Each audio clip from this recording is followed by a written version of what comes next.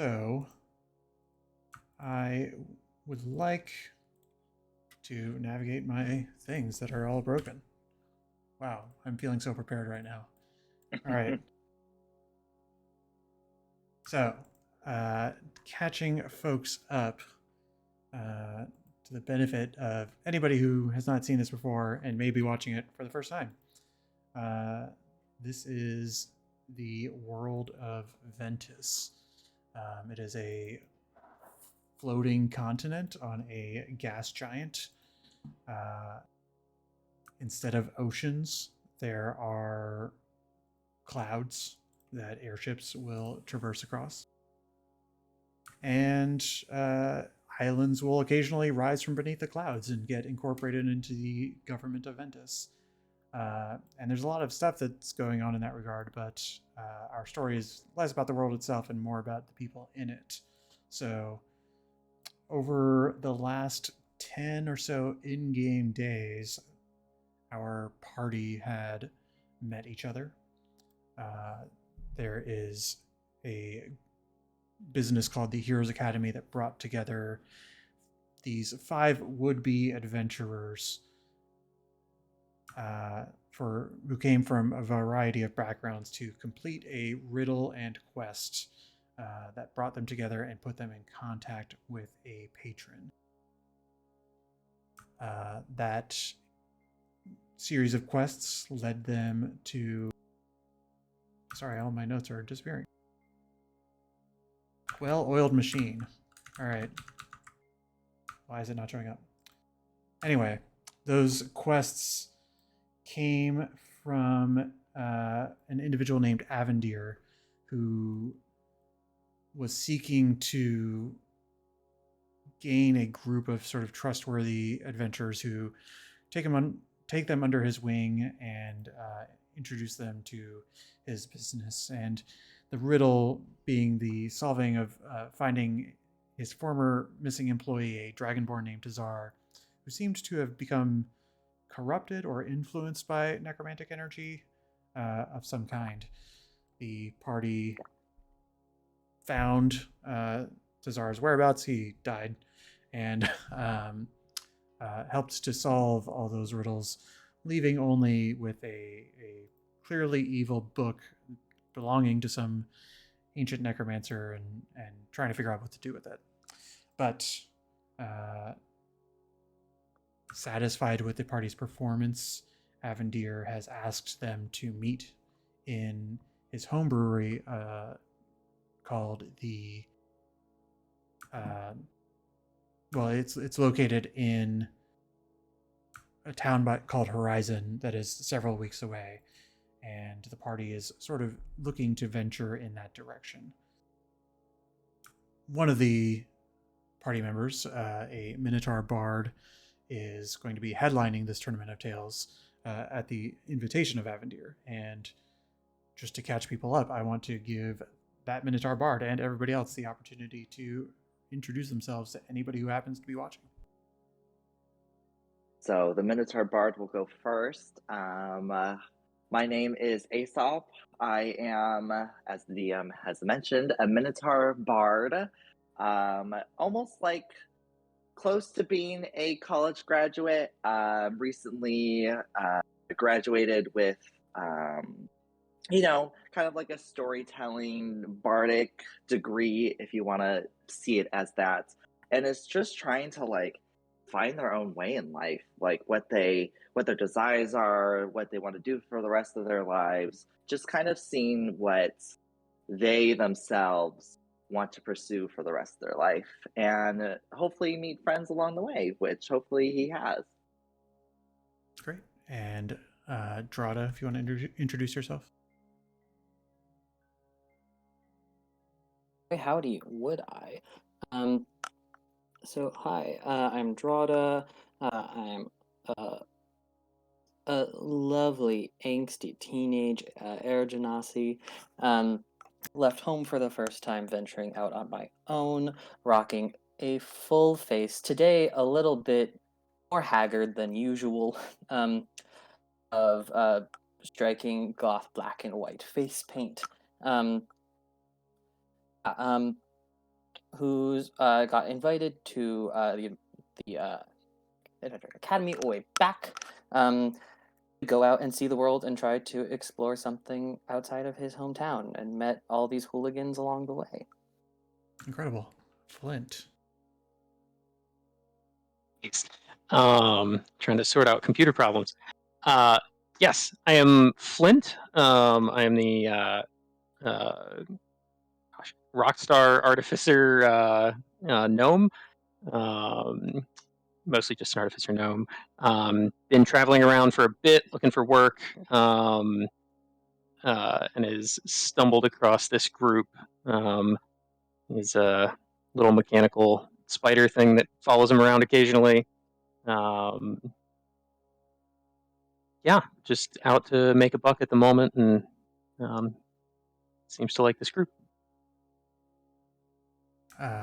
Great. And I accidentally kicked Drada from the game. Figuring How stuff dare out, you. but Mouse, if you want to introduce yourself as we figure out these tech issues. Yeah, Mouse is a halfling woman with her skin, hair, and her eyes are all kind of the same ruddy clay color. Her hair being quite large, a little ratted, with some twigs and flowers sticking out. She doesn't wear shoes. She is new to this island and is very curious about the customs and the way things are done here.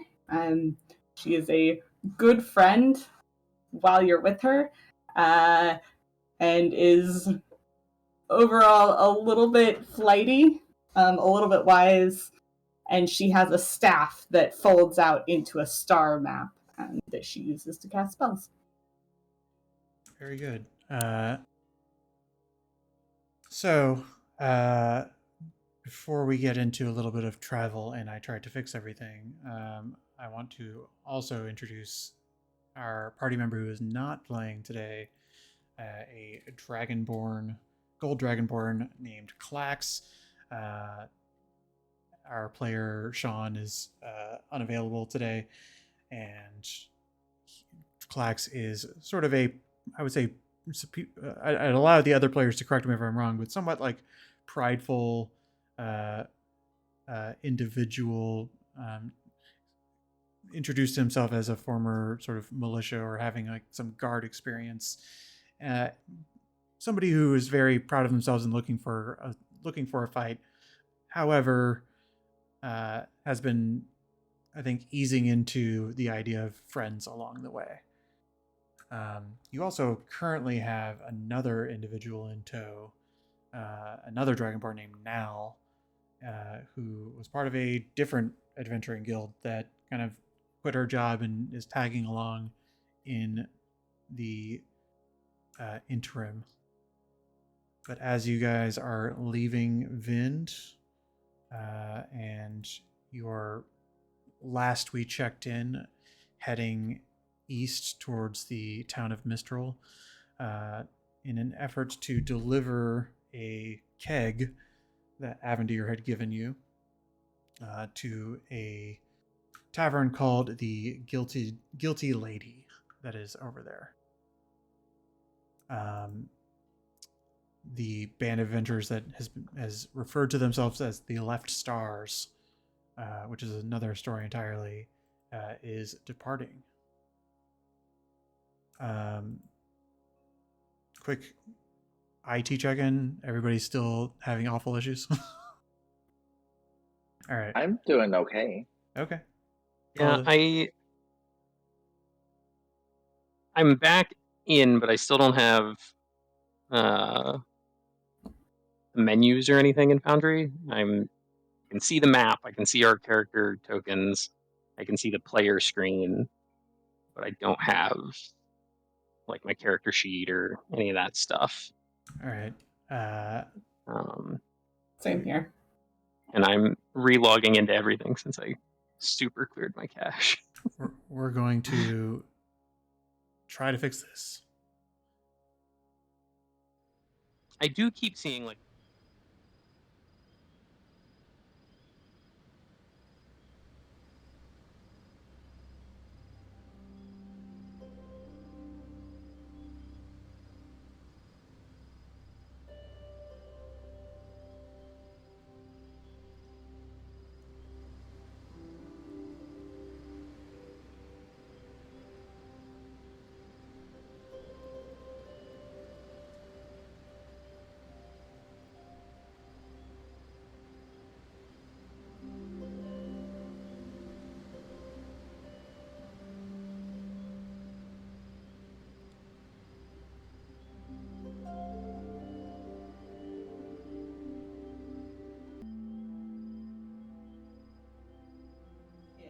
by the way. Wow.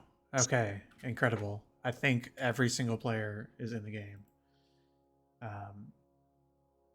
Except for the person who's missing, but that's fine.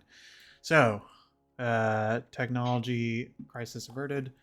It is, I believe, like late morning because Dorada had a adventure last night and woke up a little bit yes. later than normal. But after Clax sort of manhandled Drada back to step, you guys are making your way out. Is there anything you would like to do before you leave Vind? As long as we have I say to the rest group, as long as we have the rest materials needed for our spells, I think we should be fine. But other than that, I'm set. We thought this was going to be like a 5-ish day journey.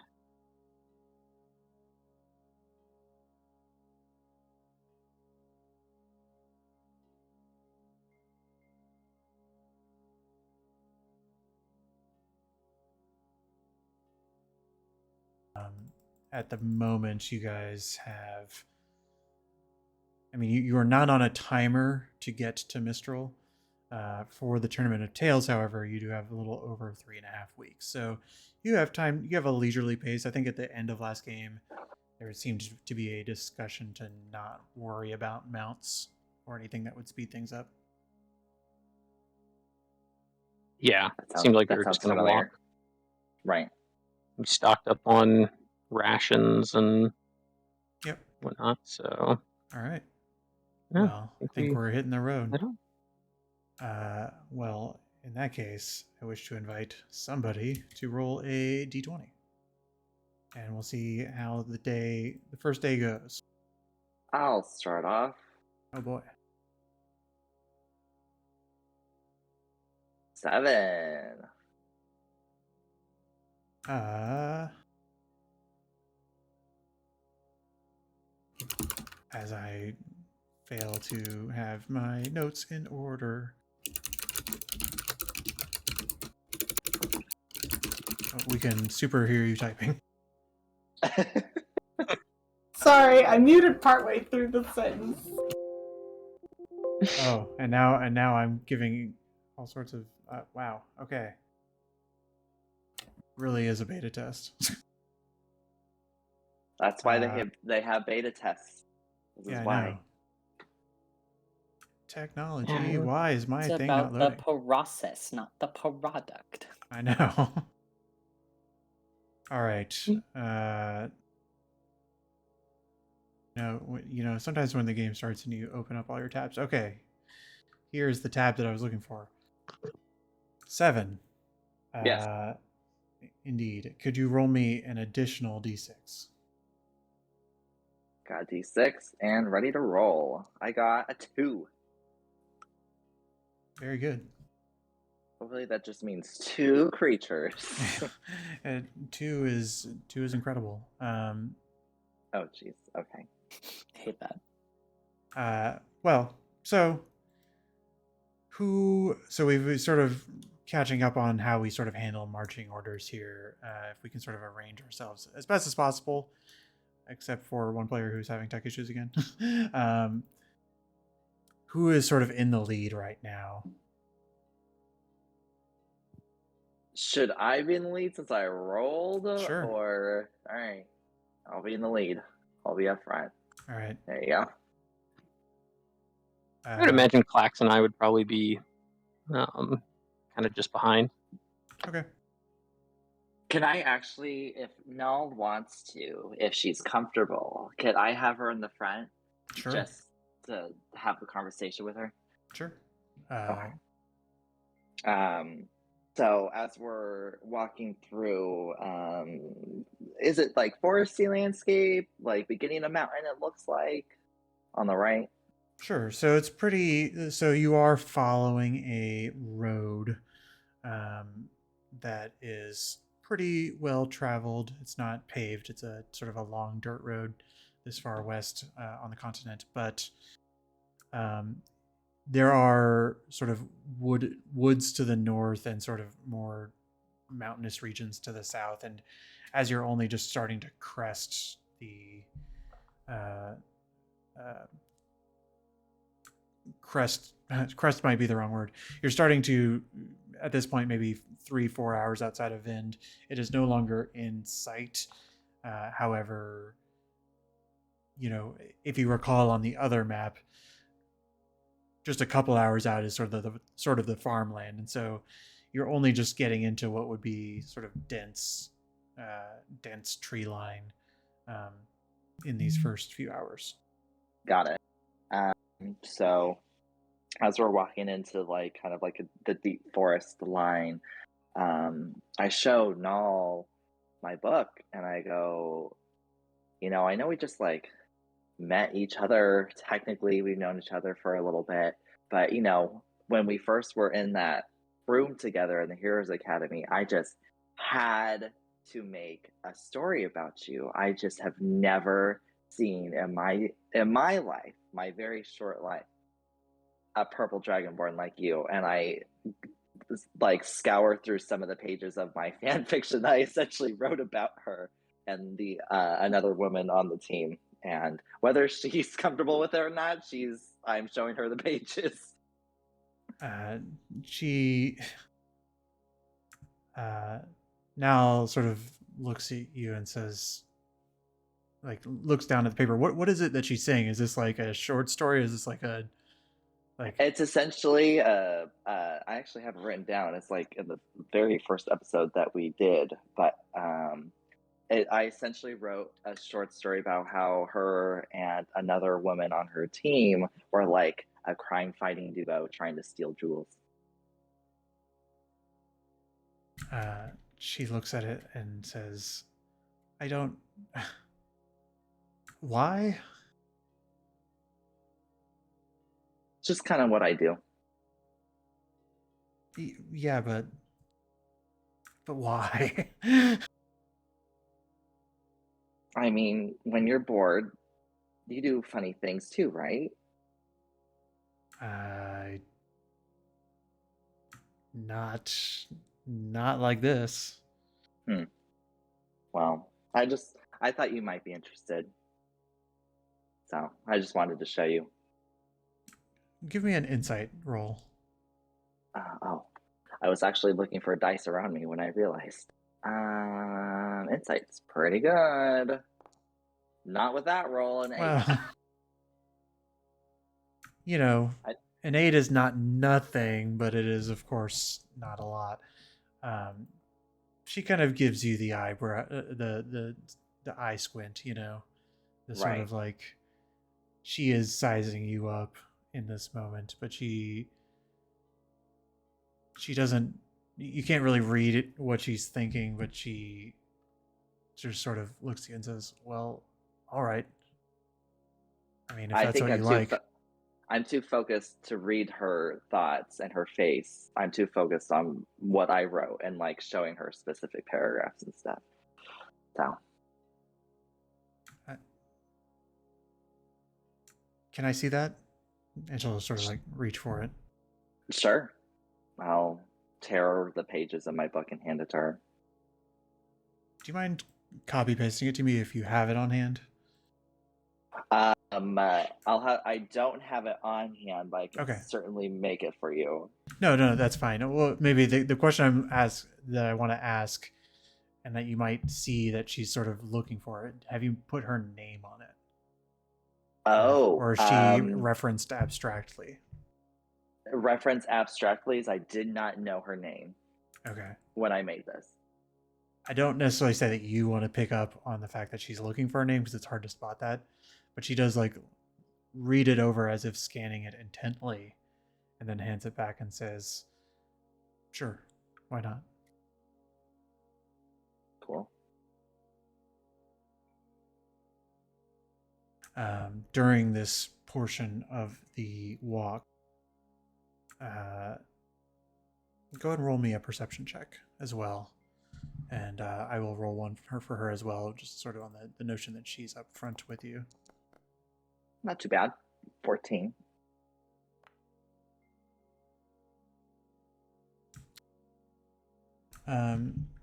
It's sort of as you're entering the mountain region, and it's sort of you are not close enough to see anything with great detail, but you do sort of just look up as you're making this journey and see there is like a cave or something up there in the mountains. Something it seems quite far up there. It's not like within today's reach if you wanted to get into it. Right. But you do see that what it seems to be a pretty large opening. I stop up front and kind of let everyone else catch up to me, and I kind of just point out the cave entrance on the mountain.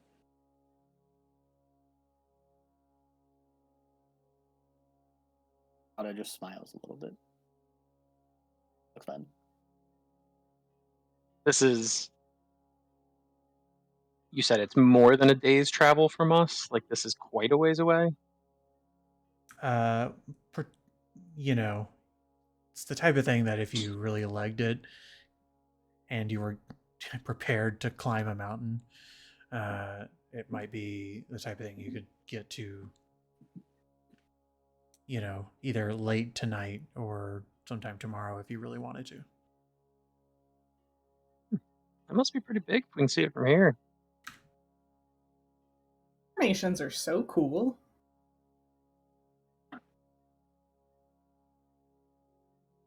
Do you guys so think? cool. Do you guys think that somebody could be living in it?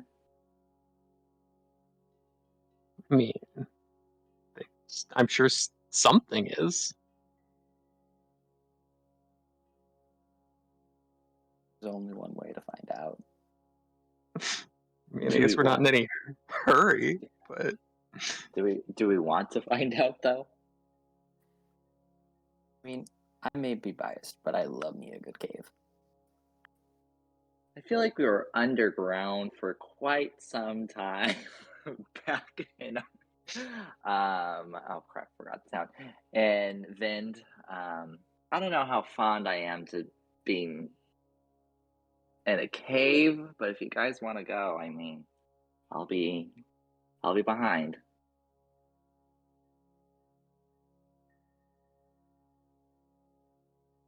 I mean, seems an awful long ways out of the way. But we also don't really have any major deadlines or anything. Maybe this would be a good story for your performance coming up.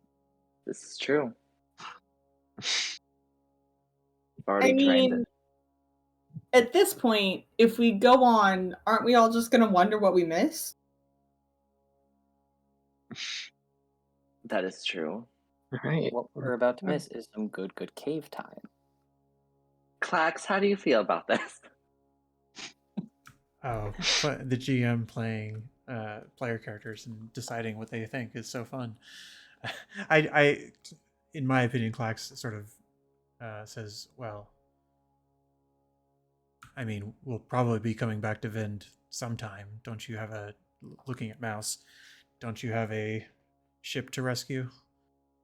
This cave's not going anywhere. True. Now Fox also there speaks. also- Oh, sorry. Now also speaks up and says, I mean, why? Seem to be asking that question a lot. I thought we were going to Mistral. What if there's treasure in that cave? Clax, there's probably something you could hit. That's it. roll a persuasion check. Ooh, auto with disadvantage. Let's go. Oh yeah. Oh, right. Drada in his most exhausted state is like, yeah, you could hit something. Well, Okay. I guess you could be Yes. worse. Yeah. Find out.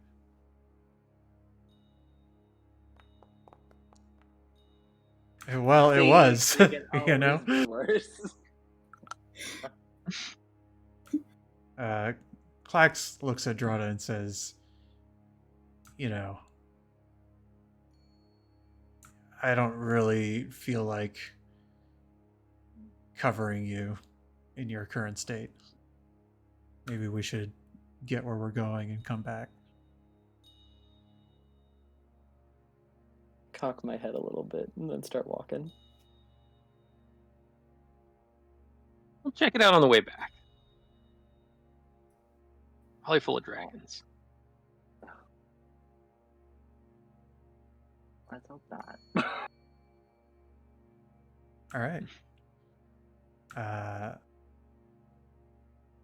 Of course, as I mentioned, you don't necessarily have to decide to go there right this second, because you can always choose to go there tomorrow. But totally up to you. But the rest of the day is uneventful. And while, on a road trip of this length, I don't intend to kind of have every night watch happen.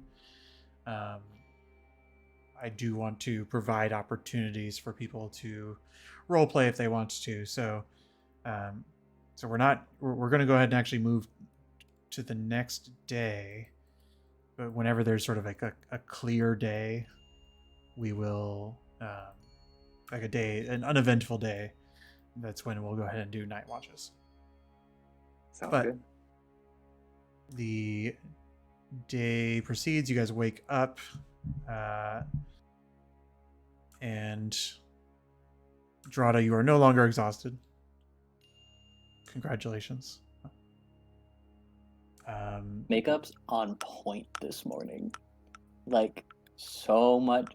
The eye lines are so exaggerated and so to a crisp, clear point. Drada's, I'm ready to go. I'm ready to go. I definitely take notice. I'm like, yes. That is some fine craftsmanship there, Drada. We'll hand on heart and then go my own way. We never did talk about why you were so tired yesterday. I couldn't sleep. I don't know if it was something that I drank or ate, but my stomach was really bothering me all night and I was just kind of rocking back. It wasn't pretty, and I apologize for any sounds you may or may not have heard. I don't recall hearing anything, but I wasn't paying that close of attention. Glad to hear it. It was very much asleep, so I'm just glad that you now feel rested. Clack sort of crosses his arms and is looking at you, Drada. Feeling better? Again, cock my head, look at him. I'm great. Well, you still want mountain time or no? Pardon? I didn't. Out of character. What did you just say? He's asking you if you still want mountain time. Oh, we're still close enough to the cave that we could go? Yeah. You made I would say you walked maybe a few hours out of the way at this point, but you could double back if you so wanted to. Getting the impression that Klax is more comfortable with Drada's state of being, that Drada no longer seems too exhausted to delve. I mean, this could be great material for the tournament. True. Who knows if we'll ever be back, I mean, theoretically, yes, but we got a boat to steal, and by steal, I mean take lawfully. but we're definitely stealing it. I mean, did they take it lawfully? Like, Exactly. I mean, I think they define the law, so Laws are just rules created by people in positions of power to control lower classes. So I'm not saying that stealing is right, but I'm not saying that. very so we're going to a interesting. cave. Now it's just sort of like you guys turn around and she's like, "You're stealing a boat? It's not stealing No. if it's mine. You have a boat?" I had a boat, but unfortunately, the town of Vind has decided to take it into their possession for a time. It's a long story. Are So we it is without stealing consent? it. Not if it's mine. How can you steal something that's yours? That doesn't make any sense. Well, there's this whole thing about government seizure, and I am assuming they are within their power to do that. I mean, it's been explained. Are you against us stealing a boat? It's not my business. I mean, if you want to come help some boat theft, the offer is very open. Don't know if I'm looking to get myself killed today. Tomorrow, then. Maybe. What is just reacting to this conversation? What is Null's like general reaction to the distrust of government? You can roll a insight check if you'd like. Yeah, so I can't roll, but I can give somebody my bonus if they want to roll. I tend to think insight is like, I mean, you asked the question. You can't, like, somebody can't insight on your behalf. No, I don't have access to the rolling feature. Oh, of that's Foundry. what you meant. Yes. I have a +7 if somebody else wants to roll the dice. I will. Oh, go ahead, DM. Yeah, I will roll for you. Sorry. Yeah, sorry. You rolled a 15. Ooh. So the question was sort of like, you indicated a distrust of government and you're trying to see whether she agrees or not. So, I would say with a 15, the impression you get is not one who's necessarily taking a side. The impression you get is somebody who's sort of like that's none of my business. I don't want to get in trouble. So it's not the impression you get is that now maybe on the sort of the law abiding side of things, but doesn't necessarily disagree either.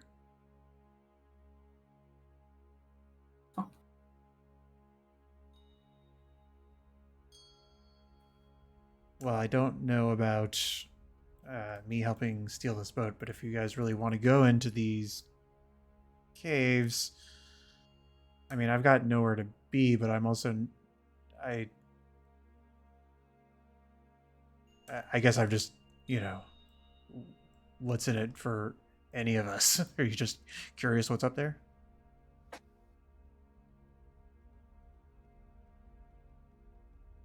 Honestly, yeah. I mean, there could be treasure. Cave time is good time, man. Okay, guys, I've marked it on my map. I'm sure if we don't come back this way soon, we'll come back this way when the time is right.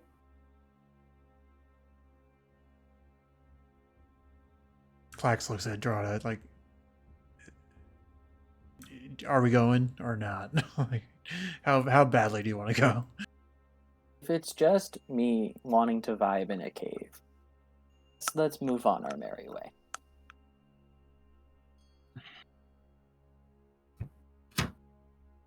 I mean, I want to go, but I think it's probably the wrong choice. But what about this cave map that I've been making this whole time as you've been talking about it? You can go to the cave. No, I'm just kidding. It's You fine. can save the cave map for later. It's fine. Don't worry about it. I was just like, oh wait, I'm not prepared. I need to prepare And 2 this. days later, you find another Find cave. another Wow. cave. Wow, cave in the middle of nowhere. What a coincidence. And Just this a one is sinkhole in more the ground. attractive. Yeah. All right. Well, let me stop doing that. Who would like to roll d20 for another day of travel? I'm happy to, since I dragged us on with cave conversation. Guess maybe I didn't need to prep spider climb. Sick. You guys, these dice. That is a. What do you mean? They're just great. You know, I love them so much. Mhm. So it's like one of those things of like the way that I set up roll tables is that low numbers mean things, not necessarily bad things, but it's like, what if you just rolled a 20 and it was like a bright, cloudy, a bright, sunny day? No, let's just roll 2. Clearly, the Forge wants us to have an exciting adventure today. Clearly, you know, the road to Mistral is fraught with various random encounters. If you could roll me a d4 to see which thing happens. Sick. All right. I mean, that was a d4, so rolling a 1 is like not. It's not like a natural one, but anyway. You, Drada, giving you the joy of being in the lead. Is anybody sort of with Drada in the front for this leg of the adventure? I'd be hanging out with Jada up front, I guess. Sure. Aw. I'll be in the back with Mouse. All right. Dragonborn's in the middle. A quick question. Sure. At this point, how far are we from that good cave? You know, well, let me ask you before you enjoy the result of your dice.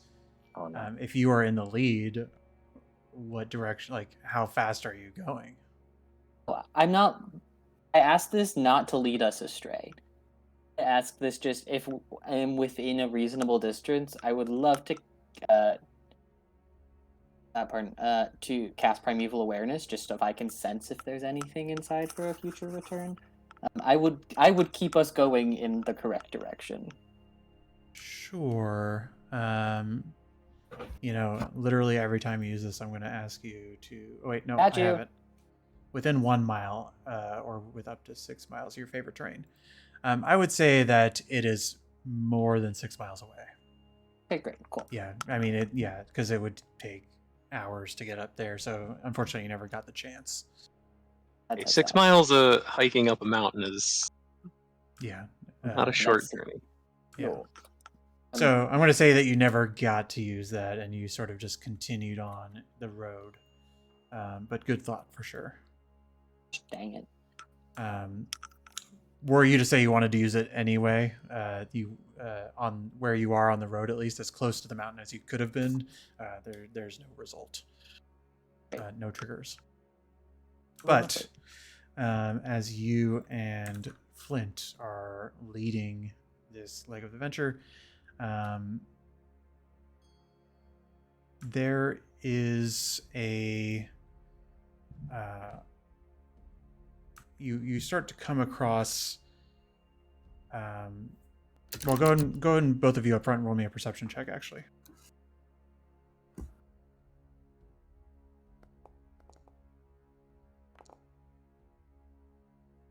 Okay.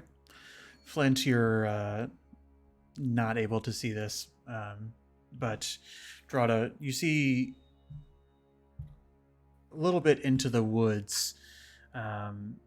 There seems to, and it's more that you hear it before you see it. It seems that there is a gentleman of some kind who is completing some kind of repairs on like a post box. And you sort of, as you're just kind of checking this out, making sure that this like wooden knocking sound is not a danger or a threat, you see what seems to be a little deeper into the forest, past the tree line. There's just sort of a homestead. That should you choose, you could make yourselves known to these folks, or you could just sort of continue leading the party past the house entirely. I think I end up. Hold up. Hey, there's some woods people over there. Looks like the guy's making repairs or something. I don't know if we wanted to say hi. If we are in need of any resources or just want to get acquainted. I mean, does it look like the post box was heavily damaged, or is he just, I don't know, fixing some rust on the side of it? It almost looks like, kind of looks like that maybe a new post box is being put up. Like maybe, I don't know, for one reason or another, they're renovating. So it's sort of being hammered into the ground at the moment. I mean, you can wave and say hi, but I don't think we necessarily need to stop.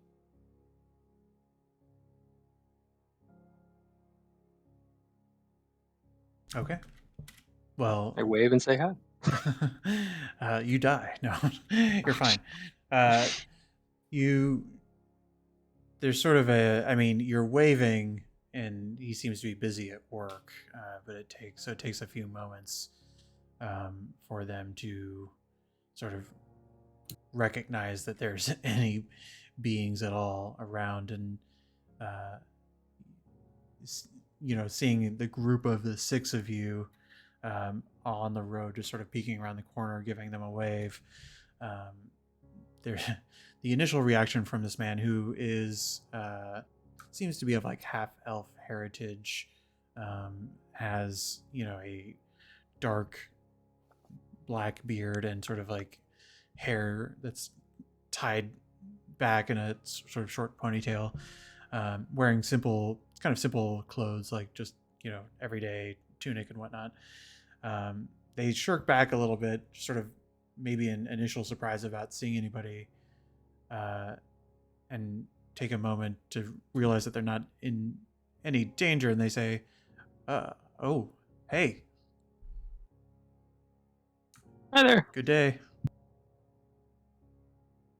Good day. Just passing through. What happened to your post box? I don't know. No? Yeah, I mean, it's gone. Your post box Dude. just disappeared? Yeah. Yeah, probably just some hooligans. In the middle of a forest? Well, you know how things are. I Sounds don't know if I've ever familiar. had a post box stolen. I don't know that I have either. But, Is it a nice post box? no, not particularly. Have pride in your post box, man. We don't get much mail here anyway. Kind of out in the middle of nowhere. You guys doing okay? You want to come in? Take a load off? What? At what point in the day is it? At this point, it is probably around noon.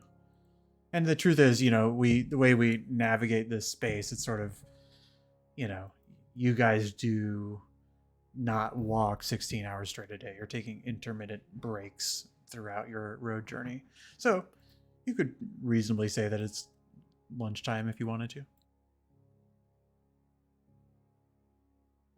I mean, seems like as good a place as any to stop and grab lunch and meet some new people. Yeah, maybe they know what's in the cave up there or have any idea what it's about. It's fair. Perk right up. Well, come on in. Sure. He leads you just, a good 50 feet into the tree line, into this home that is like a pretty simple homestead. Uh, for the sake of simplicity, I'm going to say that Nal and Clax sort of sit outside, and Clax is sort of like, "Oh, I'll keep an eye out. I don't want to I'll be fine." And he and Nal just sort of sit outside while you guys go in. As you sort of Clax, end, do you want me to go ahead. Clax, do you want us to get you, like, if they have any food? Do you want us to get you anything? If they have anything? He gives you a shrug and says, "Something hot, something meaty, sure." Cool. And then I walk inside. You guys go in and are immediately greeted by like this is your first impressions, and I'm not telling you first impressions are everything, but first impressions is this is just like a sort of like wholesome half elf family. There's like a grandma half elf in the corner knitting and like kind of muttering to herself, and there's a few like children running around, and the guy who leads you in yells, asks what you learn to be as his wife if food is ready and company is announced, and before he sort of turns back to you and says, "Well, I am Kane. This is my family. We don't have visitors very often, so if you want to, you're welcome to stay for the afternoon or the night if you really want to." Is that Kane with a K or a C? Kaine.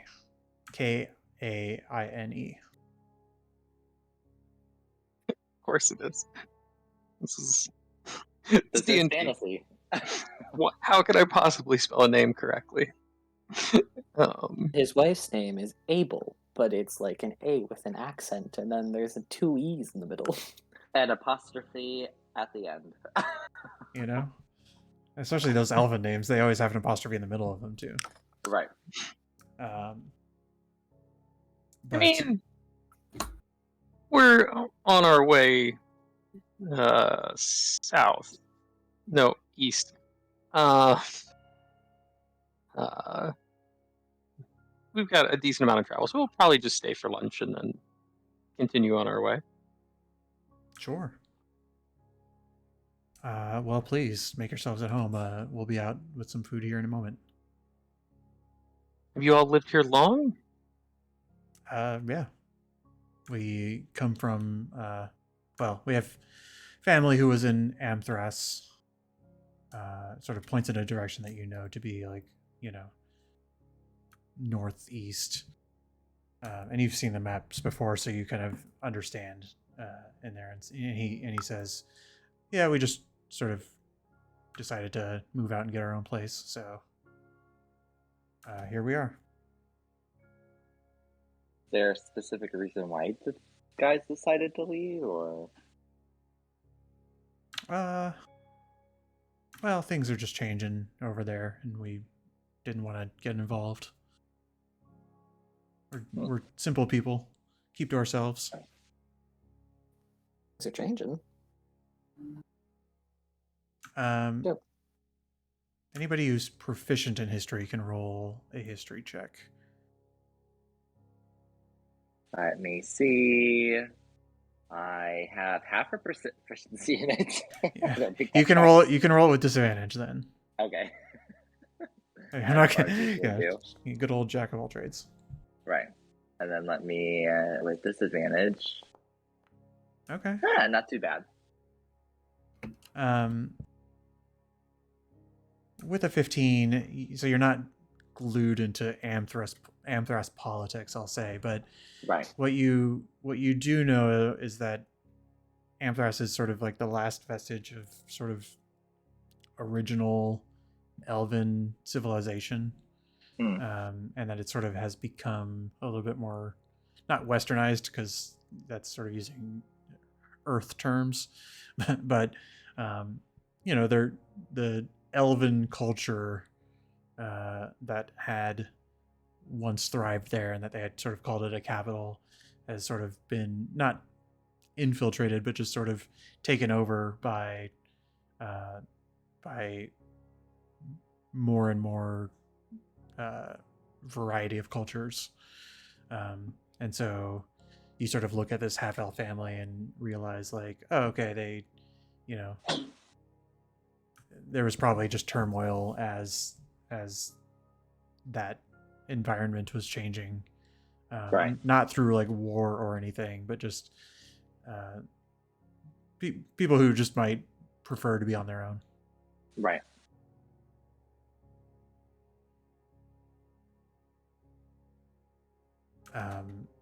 Eventually, food is brought out. Various kind of, it's actually like largely vegetarian. Lots of berries and fruits and grains, bread, things of that nature. So excited. Plus for me. Klax doesn't end up getting anything, but he has. Right. Outside, he's chewing on some pocket jerky that I'm sure he has. As he leaves to try to go chew on his jerky, I'm just like, like if you like grill mushrooms in like the right way, they like taste really meaty. Like, honestly, give it a try. If you grow a cow the right way, it also tastes quite meaty. But what if you don't? He sort of like says, I didn't mean that.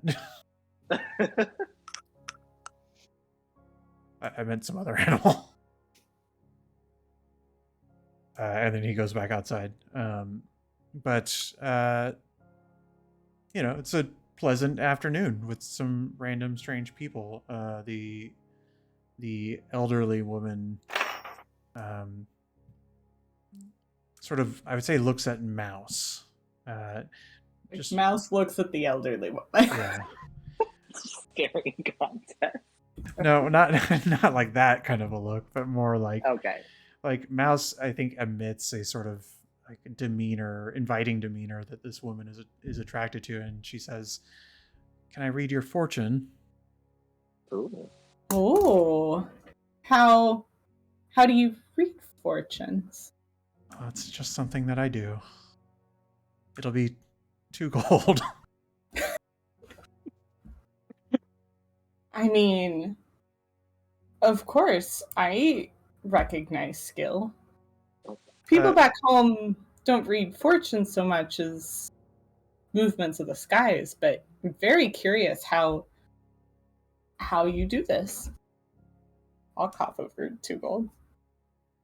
There's a moment where you get sort of just looks from the rest of the family, like they're like, oh, well, I don't want to make anybody roll an insight check, but there's sort of this moment of like, here she goes again.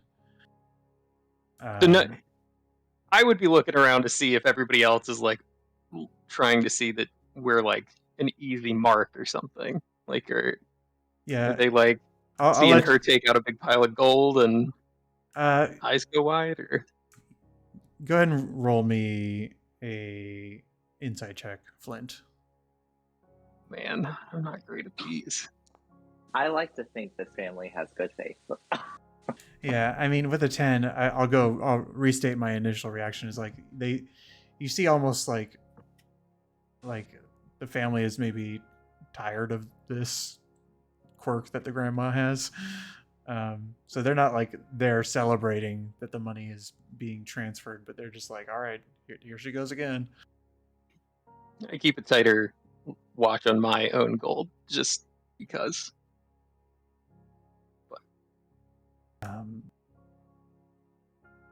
The woman sort of looks at you and says, is there anything in particular you'd like to know? I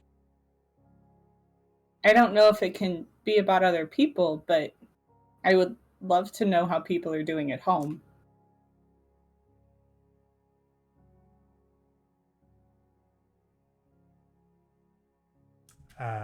She takes a set of dice, or they appear to be dice. They're sort of flat on their face, with no sort of symbols carved into them in any way, shape, or form. And there's 3 dice of varying amounts of faces, and she takes a look at them, takes a look into them, and whispers something to them. And as she kind of like throws them up into the air instead of like rolling them per se. And when she throws them up, they actually start to float.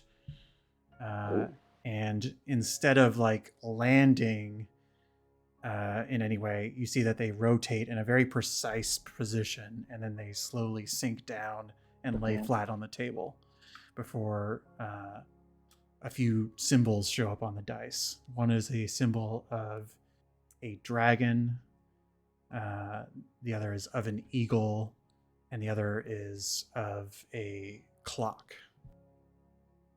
And she studies them for a moment and says, "The dragon of the prophet of stars will revive the people of the empire. The eagle goddess foretells war. The star of peace foretells sorrow. But a time of prosperity will come."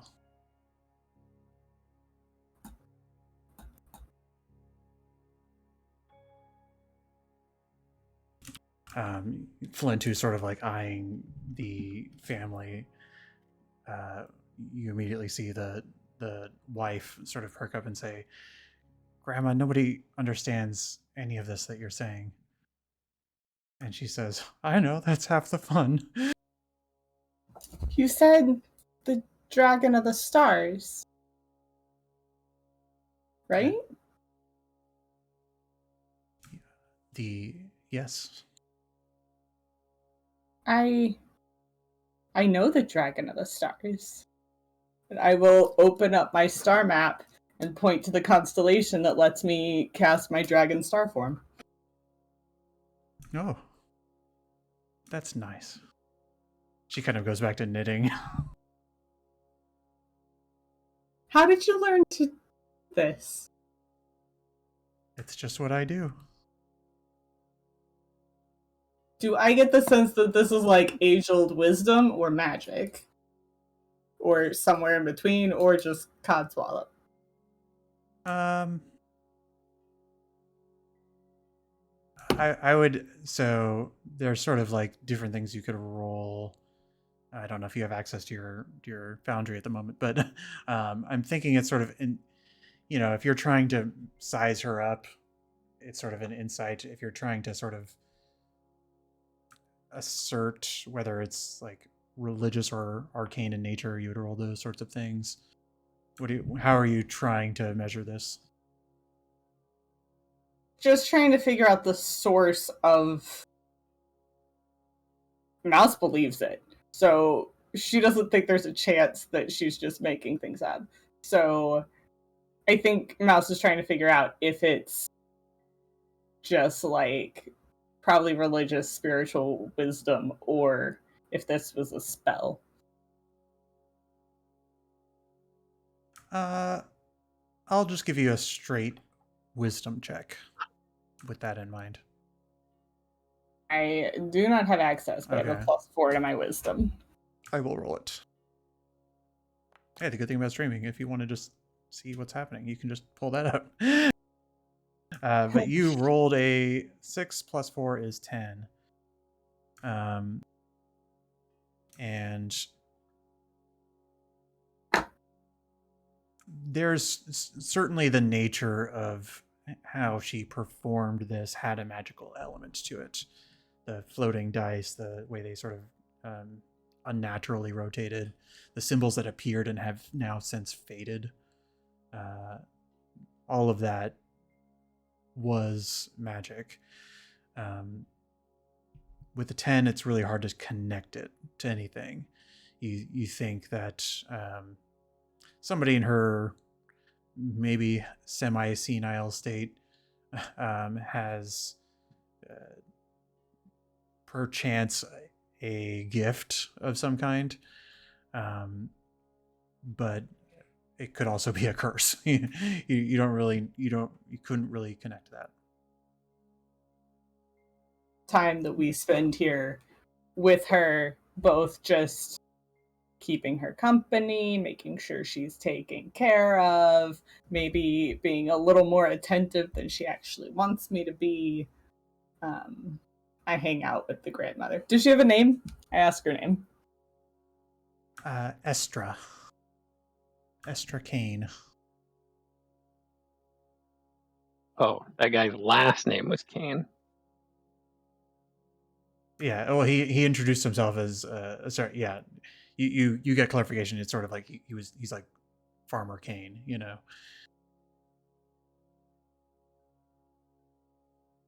Would you mind if I look at those dice? Sure. If they don't like stop me or object to it or whatever, I'm gonna slowly cast Identify on these dice. So I mean, 10-minute ritual or quick cast. You might not get the impression that you can hold on to them for that long. I would do a quick cast, I guess. Granted, a quick cast is still a minute with Identify. Fair enough. You find that they are a magical item, and they are referred to as the Dice of Omens.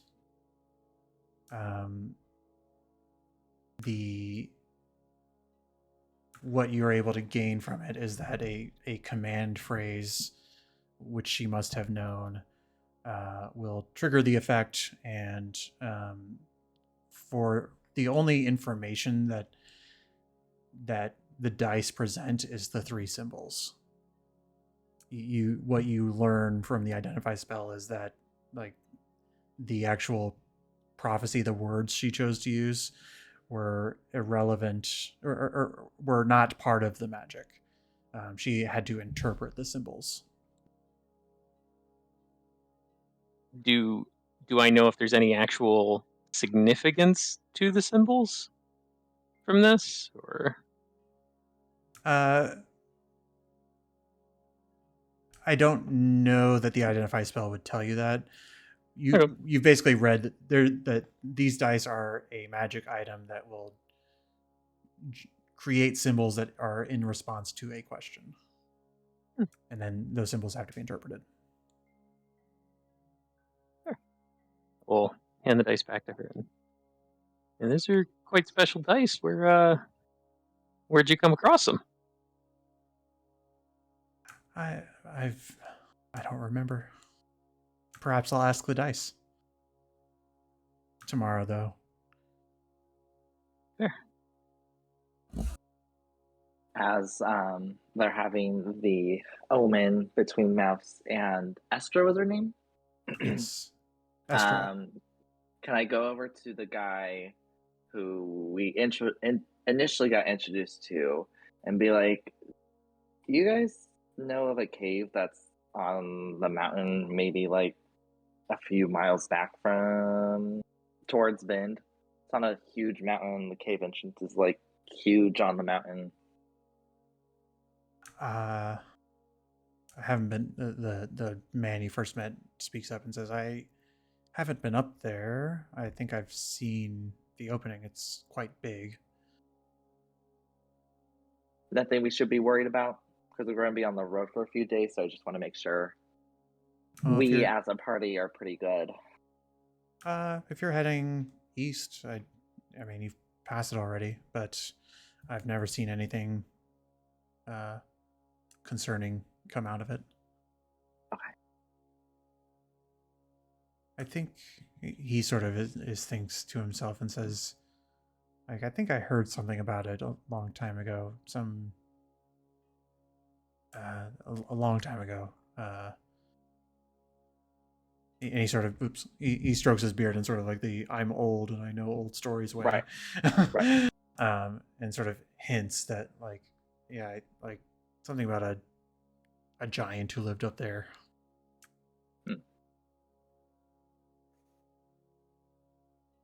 Yeah, Cool. should be fine. Okay. Cool. I just wanted to know if you guys had any information about the area. But we should be fine on the road, right? Just leaving here. Unless you got any post boxes. Right. Yeah, I think you'll be fine. Well, all this is happening. How old are the kids? Certainly in the one of them is like toddler and the other is sort of like I'm trying to, what is it like just childlike like Child. yeah, one of them's like 3 and one of them's like 8-ish at most. Okay. I think after eating, I go over to the kids. One, just like see if this face and all of this garners any reaction. I'm sorry, can you repeat that? Go over to the kids. One, as I'm approaching, just like, as my face and the paint and the demeanor garner any reaction from the kids? The toddler is sort of just like no attention span whatsoever and is just kind of running from one side of that place to the other. But the other kid who's like 7 or 8, a clearly half elf as well, and it's just this young boy who just sort of like looks up at you and is like, "You look funny," and kind of like reaches for your face. I think in response to them, like, thanks. Cool. And just go towards the toddler and like start playing like peekaboo.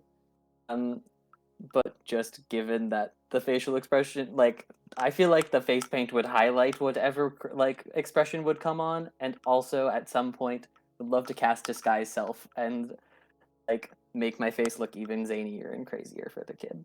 Sure. What does zanier and crazier look like? I think it's like, I think it go, or you know what? No, I peekaboo disguise self into like full half elf face. Get all the way, and like, we're not trying to scar this child. We're just trying to have some fun.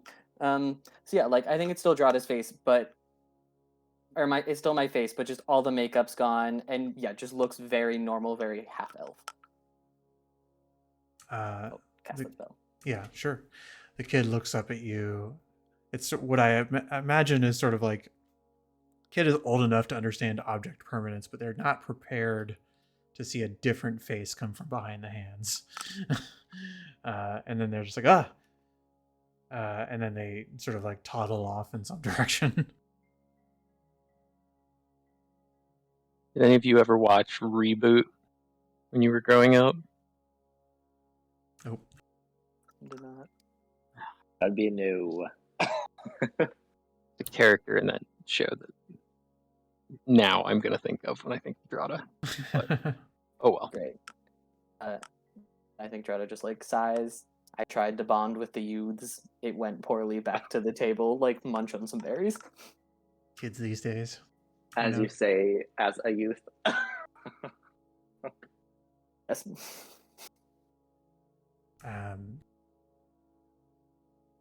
The meal sort of ends, and they the man sort of says, "Well, guess we'll get started on the rest of our day. You guys."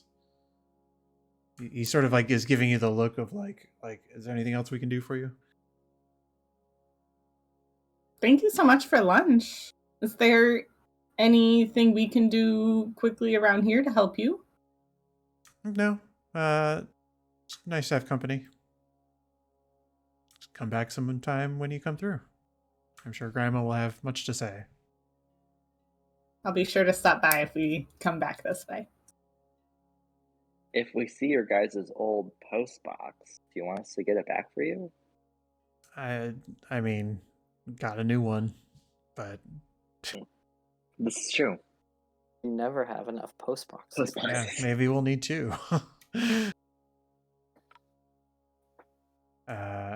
You guys say your farewells, catch up with Clax and Nal outside, who just seem to be having some small talk.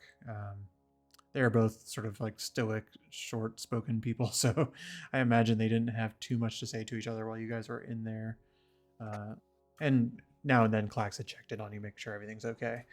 But you all continue your day. As we're leaving, I'll look at Drata and be like, I've never wanted to steal a post box this much in my life. I just grin far too wide. The Grinch grin. Oh, full on. Oh, The just grin glance, train's black lipstick. just glance behind us and see if the farmer or any of his family are outside. You can roll a perception check. I give advantage. You can roll separately if you're keeping an eye out. Sure. I look at Mouse. I'm like, are we participating or are we just watching it? I mean, I'm entertained. Flint, I don't often make short jokes for characters, but it's sort of just one of those things that what Drata sees is in the window, and you just don't have the perspective to spot anything. So you look, you don't see anything. Drata, you sort of like look back, wave, or look in the window, and you just make eye contact with the grandma, who just sort of smiles at you. Not in a creepy way, but just sort of. Like, I was about to say, y'all are gonna mess with that grandma. Grandma's gonna fuck us up. We gotta go. No, it's like. I'll not let you interfere with Grandma Estra. Yeah, she just catches your eyes and is smiling, and then you crest a corner where you pass by the tree line, and the house is no longer in sight as you continue your journey. Someday I'll make it to Mistral, but maybe you'll just keep having random encounters every time you roll. So we're going to go and move on to the next day, unless there's anything people want to do in the night. And Night moment sometime between here and Mistral, but I'm in no rush. I would just like do at some point in the travels just go to ASAP. Hey, mystery of the missing post box. If you need a new narrative, a new story, just pitching. That sounds like the high fantasy kind of thematic storyline that those people really need over there, you know? I mean, like, honestly, like, it could be like a really interesting, like you could lead them in gently and then just like gut punch them with something they didn't even know they could see coming, you know? Like mail theft. Truly. I think it was the grandma. Right. The big bad evil of the story. I don't trust Estra. I don't trust Estra. He's in cahoots with that giant. I know. Some random giant supposedly lived in that cave up there. Clax. We could have taken it, right? Yeah, Clax sort of turns around at that and says, I mean, I think we could have taken it. Yeah. We'll be back. I mean, it might be a friendly giant. Sounds like it doesn't like roam the countryside destroying people's houses or anything. This is very true. Honestly, like, rude of us to assume the giant had hostile intent.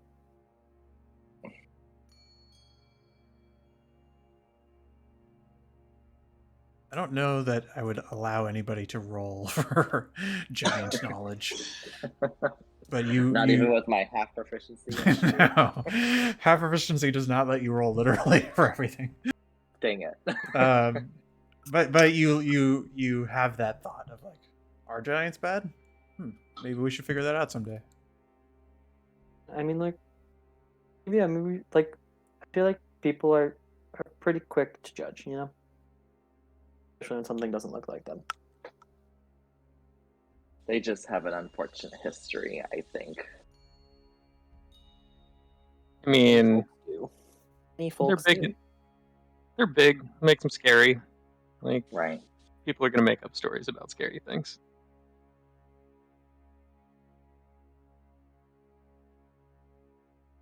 Okay. Somebody want to roll for the third day of our great adventure eastward. I'll roll. See if you can roll something that is not a super low number. Nope. Nope. Most eventful race to Mistral. Good God. I mean, we were, Sean couldn't show up to today's game. We didn't want him to miss out on what happens in Mistral, so we're just really getting all the random counters out to kill some Exactly. time. If you could do me the joy of rolling a D6.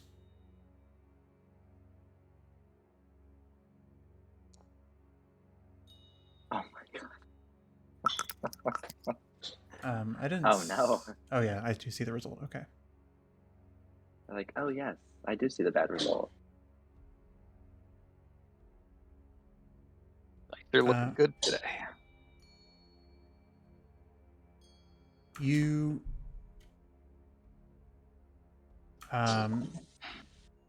you start to go further and further on the road. You're catching meals while you can get them. You're taking kind of a little break, and then later on in the evening, as you're sort of on the last leg of the day, like post lunch, you start to hear like somewhat of a ruckus in the distance, like people shouting at each other, to the point where nobody has to really roll perception, because it's like you all hear kind of like nobody's being quiet about it.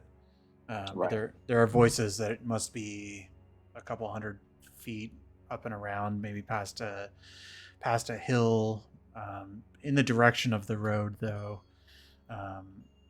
Seems to be like an individual, a single voice that seems to be has a demeanor like they're barking out orders.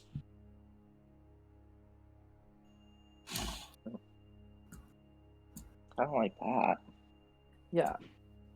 I'm happy to cast a preliminary pass without trace on us and try to scout ahead a little bit. Maybe try to climb up that hill and just peer over to get closer without being noticed.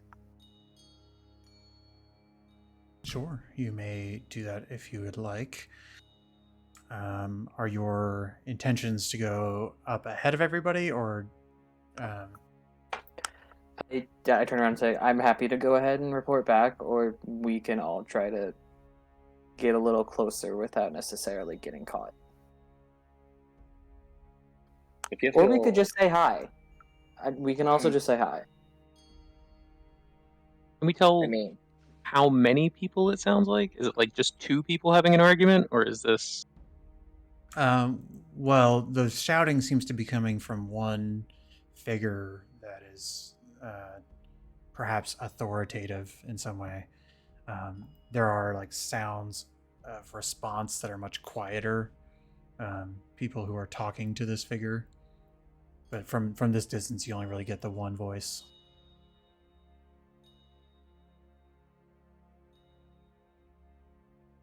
Yeah, maybe stealthy at first is a good approach.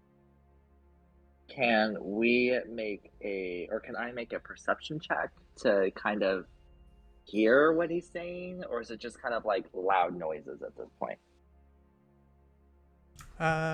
If you get a little bit closer, you can. At this point, it's sort of like muffled sounds in the distance. Okay. Let's inch a little bit closer then. I was gonna say I will go ahead and cast guidance on Drada, in case. Also, just generally assuming that Drada has Gift of Alacrity up. Is that correct? Okay. First 8 hours of every day. Appreciative every day. Yeah, actually, well, I did mention this is in the later part of the afternoon, so actually that would be down. But yeah, unless we're like planning to go into a dungeon, at which point I'll wait until we're outside. It's just going to be the first 8 hours of every day. Okay. So, Pass Without a Trace is up. If folks who are sort of looking to be more forward, people who are looking to directly observe, if you could be the first to roll any sort of perception check to listen in, that would be lovely. It's not restricted to just Drada unless people are hanging back. We pass without a trace? Yeah, Pass Without a Trace is Oh. plus 10, so... I'll go with Drada. I'll sneak up there. I don't want to be left behind. I look at Clax.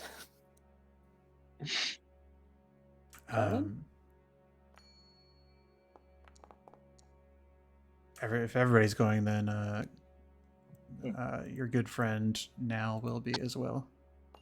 Oh, join the party. Okay. I mean, with the plus 10, that helps significantly, and you all sort of crest this hill, which seems you actually. So I'm imagining, you can correct me if I'm wrong, but this sort of level of stealth would not be directly walking up the road. I imagine you're maybe going around a little bit, trying to get a side angle. Yeah. And you all approach, and what you sort of see before you is that you sort of find yourselves on a hill that overlooks the scene, and the scene overlooks the scene, which is on the road. So you're looking down at the road, and there's a stopped wagon or caravan, just a couple of horses and a few carts, but a number of individuals are lined up and sort of almost being questioned by people who have like a brass uniform, like a brass chainmail uniform, and individuals with spears. They have this sort of presence and ambiance of a city guard or town guard, where they are all sort of dressed in the same uniform, and they sort of are inspecting the cart and sort of inspecting the individuals who are stopped here on this road. One figure of the people who are stopped, predominantly human. There's a human air genasi, and then just a mishmash of other people who are in somewhat common clothes. This is not like a rich wagon by any means, but nonetheless, the individuals are sort of lined up, and one figure who's wearing a separate set of armor is sort of like going down the row questioning them. And I would actually ask, I'm going to roll this for Clax, but also invite Aesop to roll a history check for this, for the just sort of identifying this armor. Hey, that's actually really good for me.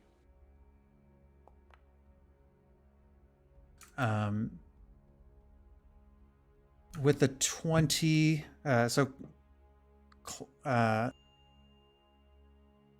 Clax sort of like scratches his chin and says, like, I think I've seen these before. And then you, Aesop, it sort of snaps in your mind. You were on the same caravan with Clax coming into Vind.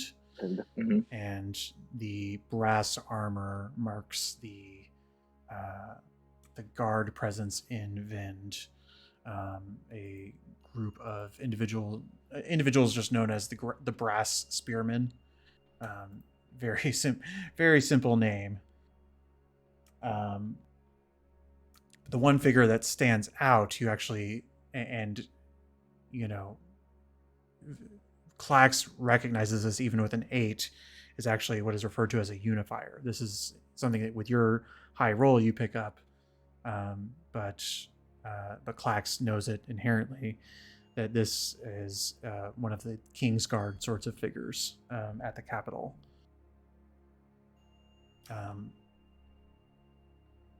I'm bringing you to a battle map, not to suggest that there has to be battle. You can do whatever you want with yourselves. But I want to give you a picture of sort of what it is that you're seeing.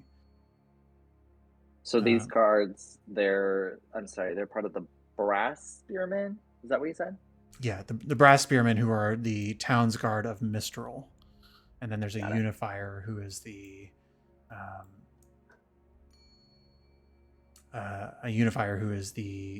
Vision. It's not Vision. Oh man, I forgot to set up for the stream. The stream is not able to see anything. So I'm going to fix that. But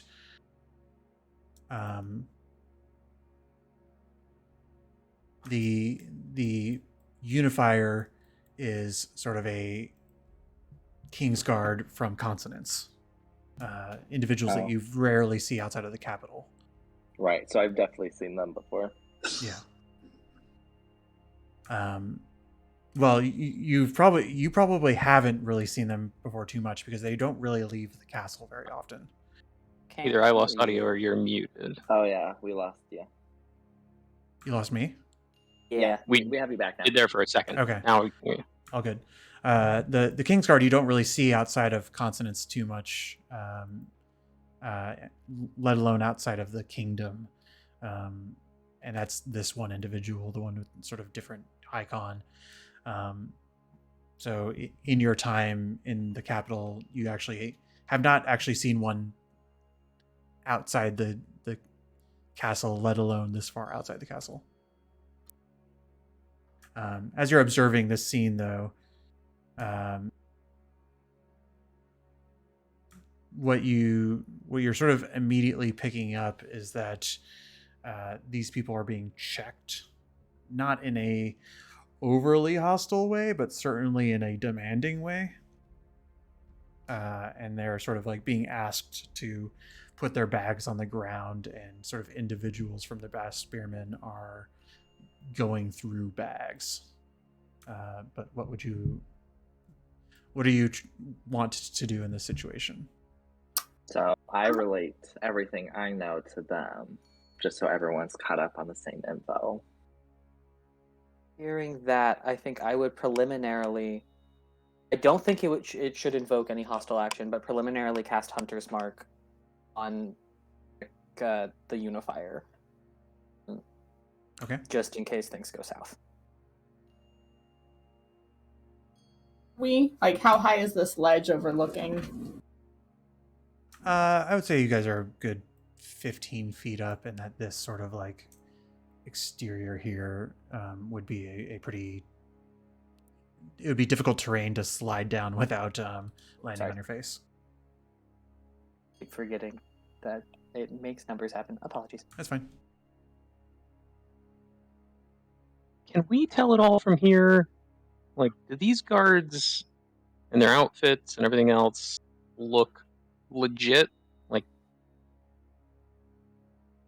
these don't just look like some bandits who got their hands on some guard uniforms?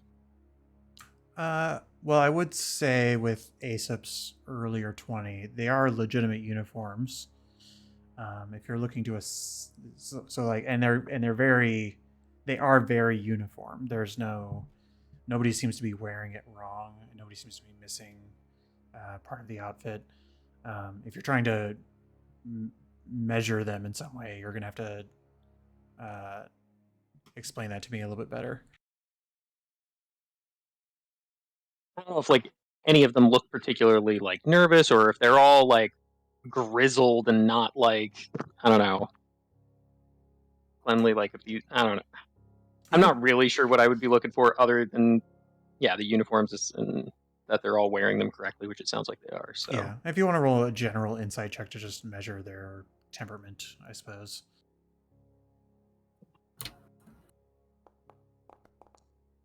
Hey, now the good rolls are coming in. yeah. They seem like they are individuals on duty, which gives you some confidence in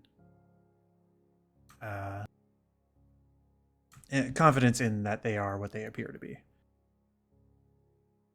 How are the people who are being searched reacting? Are they scared? Are they compliant? Are they resisting?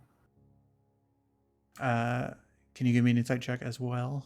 I actually can. Wow.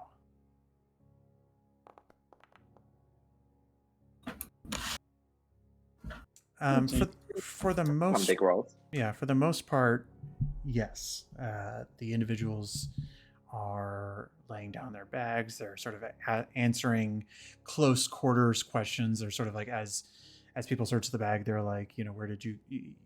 Those of you with keener hearing might be able to pick up like, where did you get this from? And they'll pull, something out of the bag. The individual answers the question, and the guard seems satisfied. It seems like the guards are sort of doing an inventory of what these people have and just sort of checking to make sure they don't have anything they're not supposed to. With a 23, though, this individual, the first individual, the closest individual, I should say, to you, is nervously looking at the cart and nervously looking at the sort of individuals who are starting to sort of make their way in the direction of the cart. Not that this is all happening in like 2 seconds. They're sort of like looking under the wheels. They're not like just diving right in, but they seem to be doing a thorough check, which is they're looking for like hidden anything. They're looking under the cart. They're looking in the wheels, and then there's one person who seems a little twitchy about that. Hey guys, if there's anything we don't want found, now may be a good time to stash it extra securely. Well, do we have to walk through these stop, or can we just go around?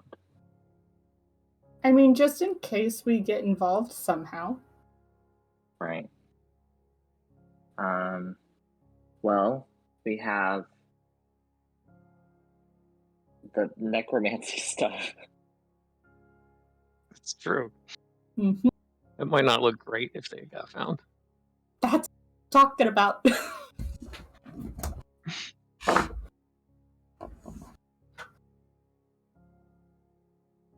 Yeah, maybe next time we see a cliff off the edge of the world, we should get rid of that. They'd have to know they're looking for it. It's in the bag of holding. You can't just like Oh, know it's in there. Unless you know to turn it inside out. Yeah, Klax looks at you and says, if they're doing a thorough search and they don't know what's in your bag, they might just confiscate it. Ooh, it could be a good way to get one of them to touch it and see what happens. That's no. That's so true. No. So true. Oh, never mind.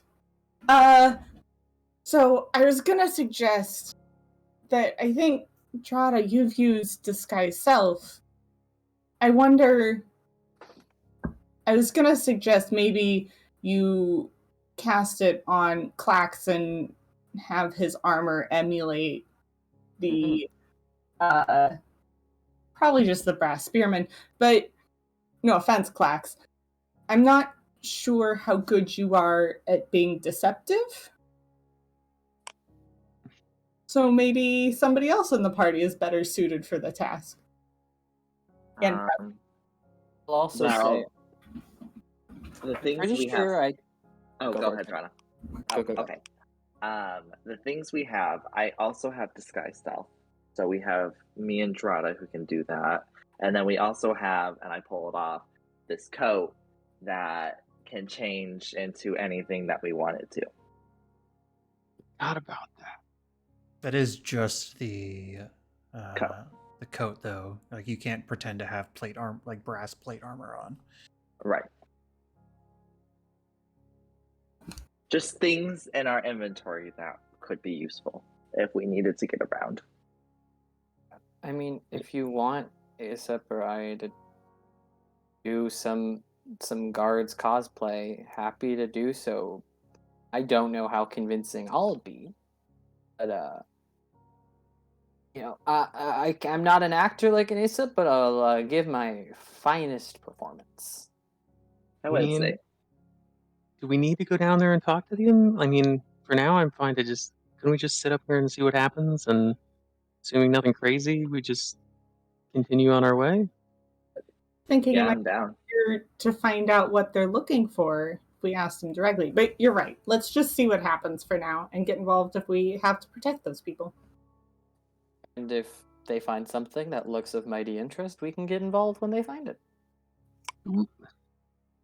If they find something sketchy, whose side are we on here? Do we really want to fight a whole bunch of very official looking guards?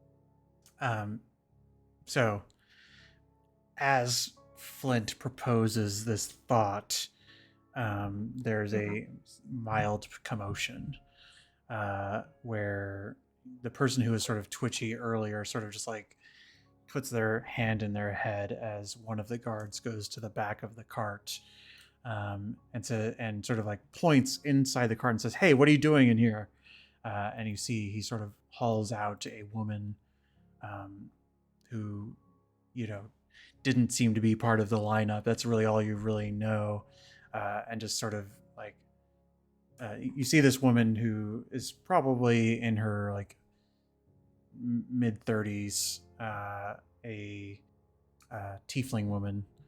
Not, we haven't really had many tieflings in this campaign yet. It's not uncommon or evil per se, but just sort of somebody who stands out. And she seems to have like a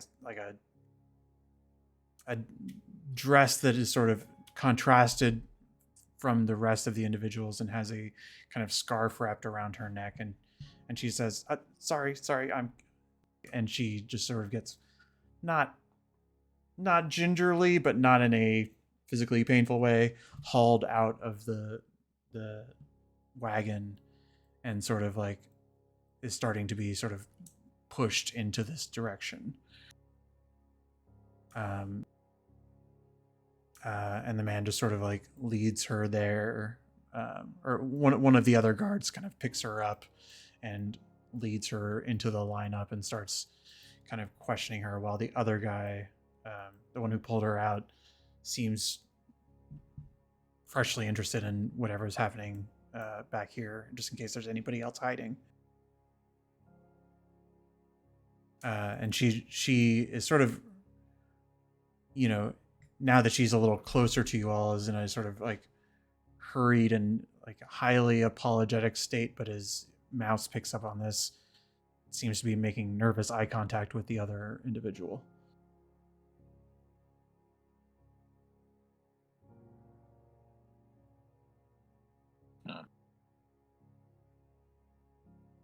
Nothing too suspicious yet. I could become like a weasel and get closer to listen. This is true. I do that. I become a weasel and just run off. Okay. Okay. So you are a weasel. I'm a weasel. Mouse becomes weasel form. Or badger. I'll be a badger. We've done that before. Okay. So Pass Without Trace does have a sort of radius to it. And should you make your way quite close up, you are going to be outside of that radius. But maybe you'll be maybe they won't care. It's just a weasel or just a badger. But I'm just letting you know. Be a weasel. Weasels okay, you're a weasel. Okay. I'm just letting you know you will be a weasel, but And there is wildlife around here, so perhaps you'll blend in, but you won't be under the effect of Pass Without Trace.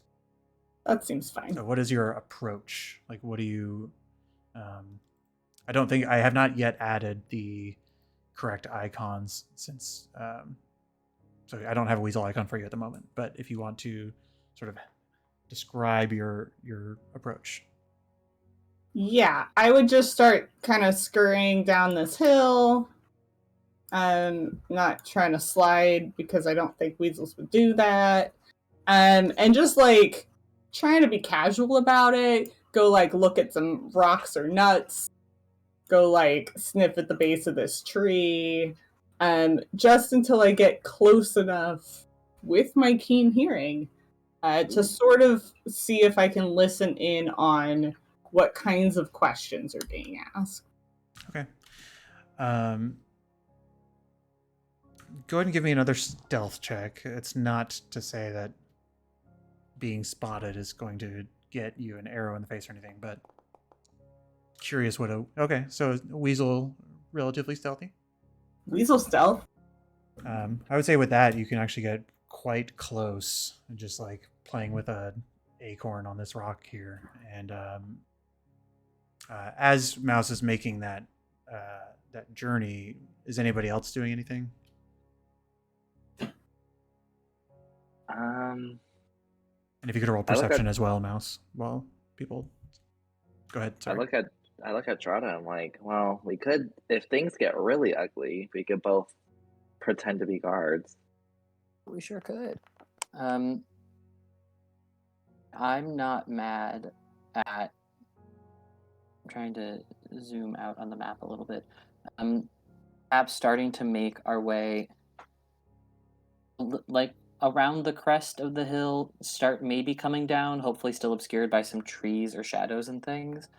Or given that it seems to be late-ish in the day, to try to get a little closer, but also, yeah, to be ready to rush in full guard performance if need be.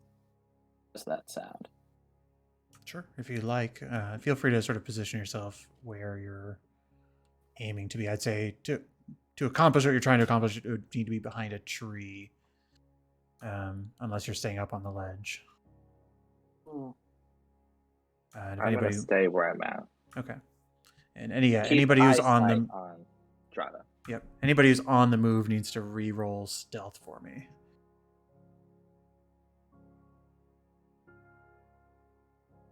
I'm also happy to try to move in a way that keeps me within 30 feet of folks. If people come with you, yeah. If anyone wants to join, you're welcome to. Okay. Now I feel like I have to go with you in case we need to do our bit. If I stay with you, I still have the +10, right? Yes. Yes. Yeah, I'll go. I'll Okay. go. Moving next to you under the tree. So Flint, Clax, and Null are staying up on the ledge. Drada and Asav are going around. Mouse is a weasel. If the two of you could roll stealth checks, just keeping your +10. Yeah, Great. I mean, incredible. You're fine. Is this cliff thing that we're on like a sheer drop, or is it like a gradual? It's a gradual drop, but you do imagine I would say it's, it's angled in such a way that if you were to slide down, you'd go faster, but you'd have to like catch yourself. And it's more difficult to walk up than to come down. Sure. Mouse, with your earlier perception check, and also still playing off your previous insight check a little bit, the unifier is sort of specifically questioning this woman, like, why didn't you come out when we said to? What are you hiding? And then she just sort of like, oh, nothing. And she's like holding her scarf close to her neck. And then they're just sort of like, show us your bags now. And she doesn't actually have that much on her. And she indicates like, I left everything in the cart, and but pulls out what sort of like, she has like a coin purse and things. They seem a little bit on edge with her, but it's not necessarily because they were looking for her, but more just because she didn't come out, is your first impressions. They start asking her about, there's a piece of jewelry in the bag, and there's some coins, and at this point, most things seem to be wrapping back up before you hear sort of the guard who went into the wagon say, "Sir, just something to look at," and then he starts walking back. Is this woman who just got out, this tiefling woman who just got out of the cart recently, is she the only one like holding something against her neck? Your perspective right now makes that a little difficult. This is sort of something that more Mouse is seeing. Yeah, okay. Then I do not see that. Yeah. Okay. Yeah, I can see from the map that I probably wouldn't be able to see that. We're good. Okay. Except if you want to move closer to the tree in front of us, though, happy to do so. I think I'm fine where I'm at. I'm worried about getting as close as we are, as there are 2 guards outside There of sure this are. incident. You could if you'd like. It's true. I think I'm good. Same. Okay. Anybody doing anything? You're just waiting to see what happens? Waiting to see what happens for now. Made it this far. I will Actually, make my way back towards to see if I can get eyes on what they're looking at. I'm a weasel. Yeah, you're a weasel. and I'm happy to head forward. Aesop should still be within 30 feet. Okay. So Yeah. Yeah, I mean, I'm not even going to make you reroll because that previous roll is enough to cover you for some time. But Mouse, just roll me a deception check. It's not that you're lying to these people, but it's just like, oh, random weasel coming into a group of individuals Ooh. without being shy at Great all. number, though. Totally normal. Totally normal weasel. You're just a cool weasel, you know? You're just weaseling around.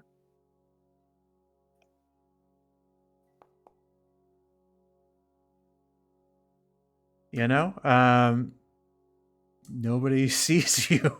Oh my god. There's like one guard who's just sort of like, you know, he's like standing up straight and doing like a 360 look without looking down. And you get up in there if you'd like.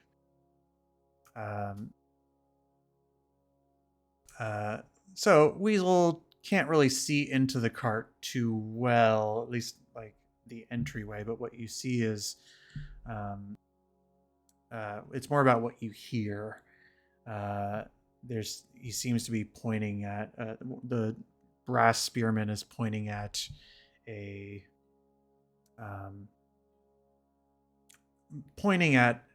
bag that you don't have the perspective on the ground to really see what is inside. You just see sort of like a burlap sack that is open and a spear being pointed down into it. And then the captain, the unifier sort of looks at the guard, and the guard looks at the unifier. And the unifier says, "Not our problem." Oh. And then the brass spearman says, "I mean, if it were my commander, then it would be." And the unifier just sort of shuts him down and says, "He's no longer in command. This is not our problem." And the individual's like, "Give me an insight check, Mouse. And Drada, perhaps? Or Drada, roll a perception to see if you're even catching any of this." Okay, yeah, Drada, you're unfortunately not connecting with this, but Mouse, with your insight check, this brass spearman is upset. but compliant with what the unifier is demanding. Somebody who's clearly not happy with the power structure of this conversation. But they walk away.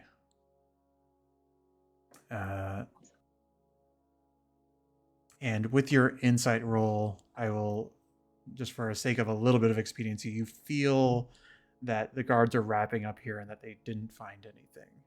You feel like there was tension in the air and that something could have gone down, but it didn't, and that the guards are sort of, a little bit of gossip is spreading amongst them. The one guard who's been sort of dismissed in this conversation, sort of complaining to one of his buddies.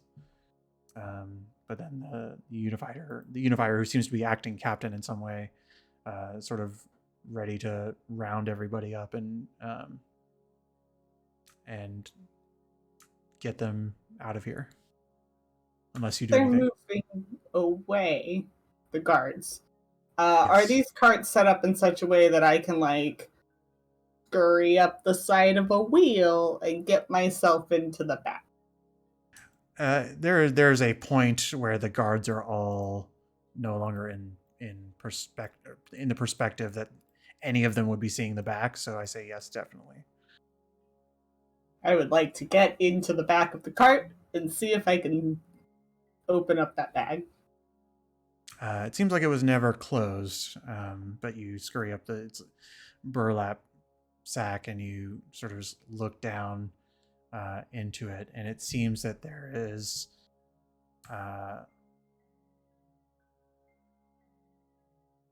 there are a variety of glass vials sort of arranged in like a milk carton sort of formation.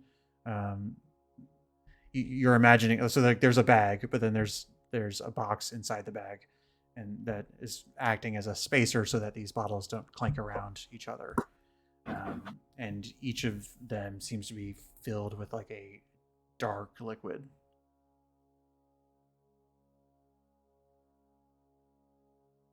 I don't know how I would take one in weasel form. I don't think you would. You tell me. You tell me. I try to like wrap my mouth around like the top stopper of the bottle. I think weasels have strong teeth. And just carry it in my mouth, and as I hop and stumble. Roll a weasel athletics check. Yeah, and that uses its stat. I'm sure it's really high. Oh yeah, it is. Oh, I rolled okay though. Has probably a -3. Yeah, I mean, not great. Well, I assume, okay, you rolled a strength check. I assume its athletics is not any higher. Yeah, I think it's the same. Same thing. It doesn't Okay. have a plus. I will say that, so it's too heavy for you, and it was always going to be too heavy, even on a natural 20. The question was whether pulling the cork would actually pull the cork out. The answer is no, but give me a perception check. This is sort of like a smell check with what you're sort of immediately getting from this, being so close to it. Perception is wisdom, and I keep my brain stats, but weasel does have keen smell. So advantage.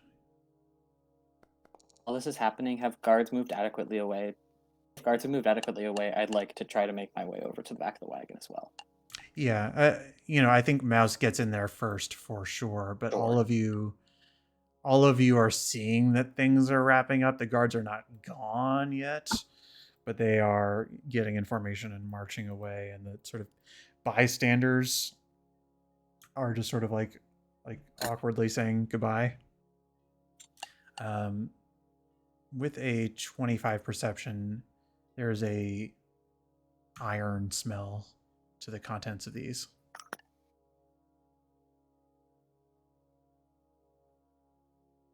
And I will hop out of the cart before it drives away with me in the back. You run right into Drado. Oh! As you do so, Can I look into the bag? Yeah, you look. I mean, I kind of imagine that you see a weasel pop out of the bag. Like, oh, I squeak and point. and I go over. Yeah, there are. I mean, you see as described.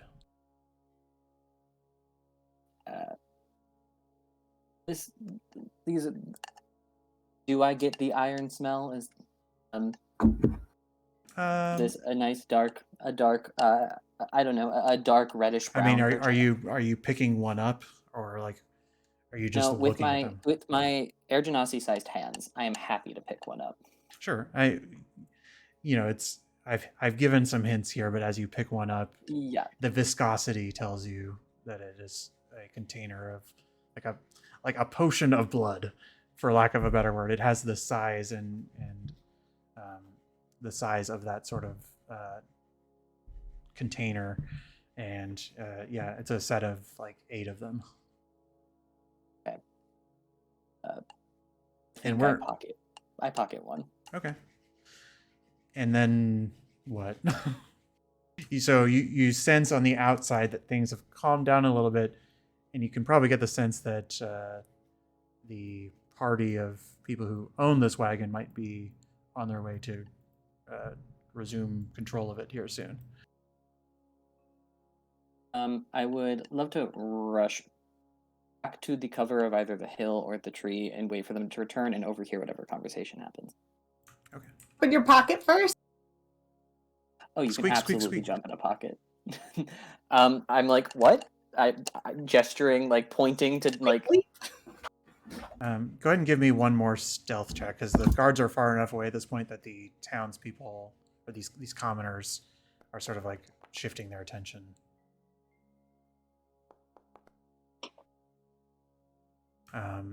Well, I mean, you're in a pocket, so nobody sees you. But for the sake of, I'm just gonna roll for one of them. That do be a 28 still. Yeah. I mean, if they got even if they got a natural 20, it would not have mattered. I'm moving your token for you, but as you sort of like dash this way and get behind a tree, you are confident that you have not been seen. And with that, I would actually like to take a 5-ish minute break. So you've I am down. collected a vial of blood, and you will Woohoo. discuss what that means here soon.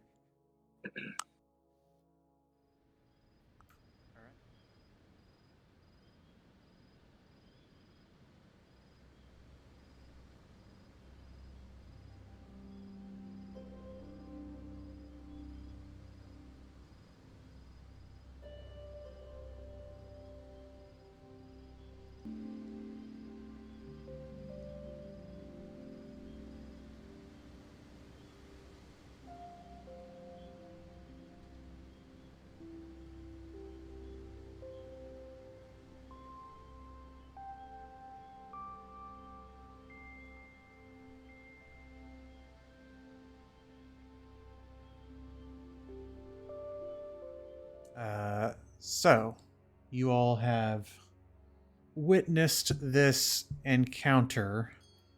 Drada and Weaselmouse have scurried off into the distance. And those of you who are on the Overlook and Aesop, I'm just going to go ahead and just say you all are able to rendezvous and debrief this if you would like. I'll move myself back up. Your very first just sort of look at the reaction of the people down below, because I imagine you're still keeping an eye on them, is relief, just a general sense of relief, and they're just sort of like conferring amongst each other, and they seem to be like, getting the horses ready to continue. They seem to be heading in the direction that the guards were in, eastward. That's the direction we're going in? Correct. It is. Oof. Okay. But they do seem like they're bedding down for a break, so should you want to avoid them entirely, you could probably just keep going and then they'll be behind you.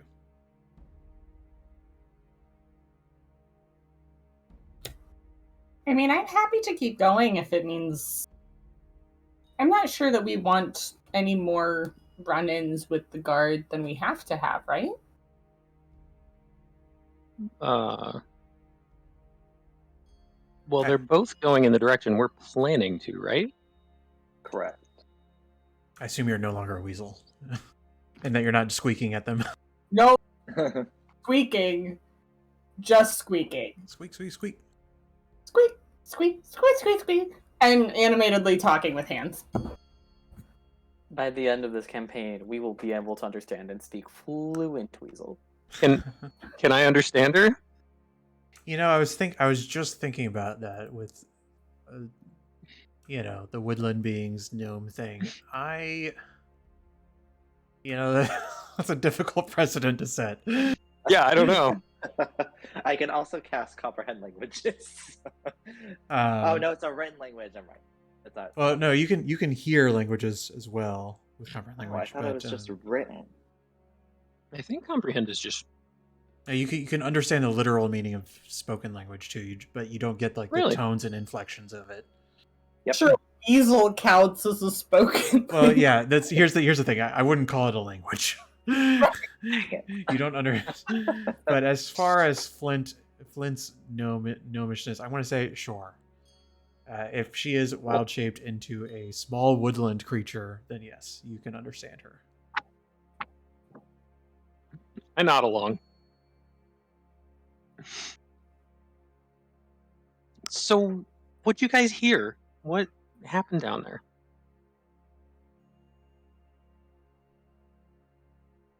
Okay, Drata. pop out of form because I think I heard the most. Yeah, I look. I think I'm a little bit reserved and give you the floor.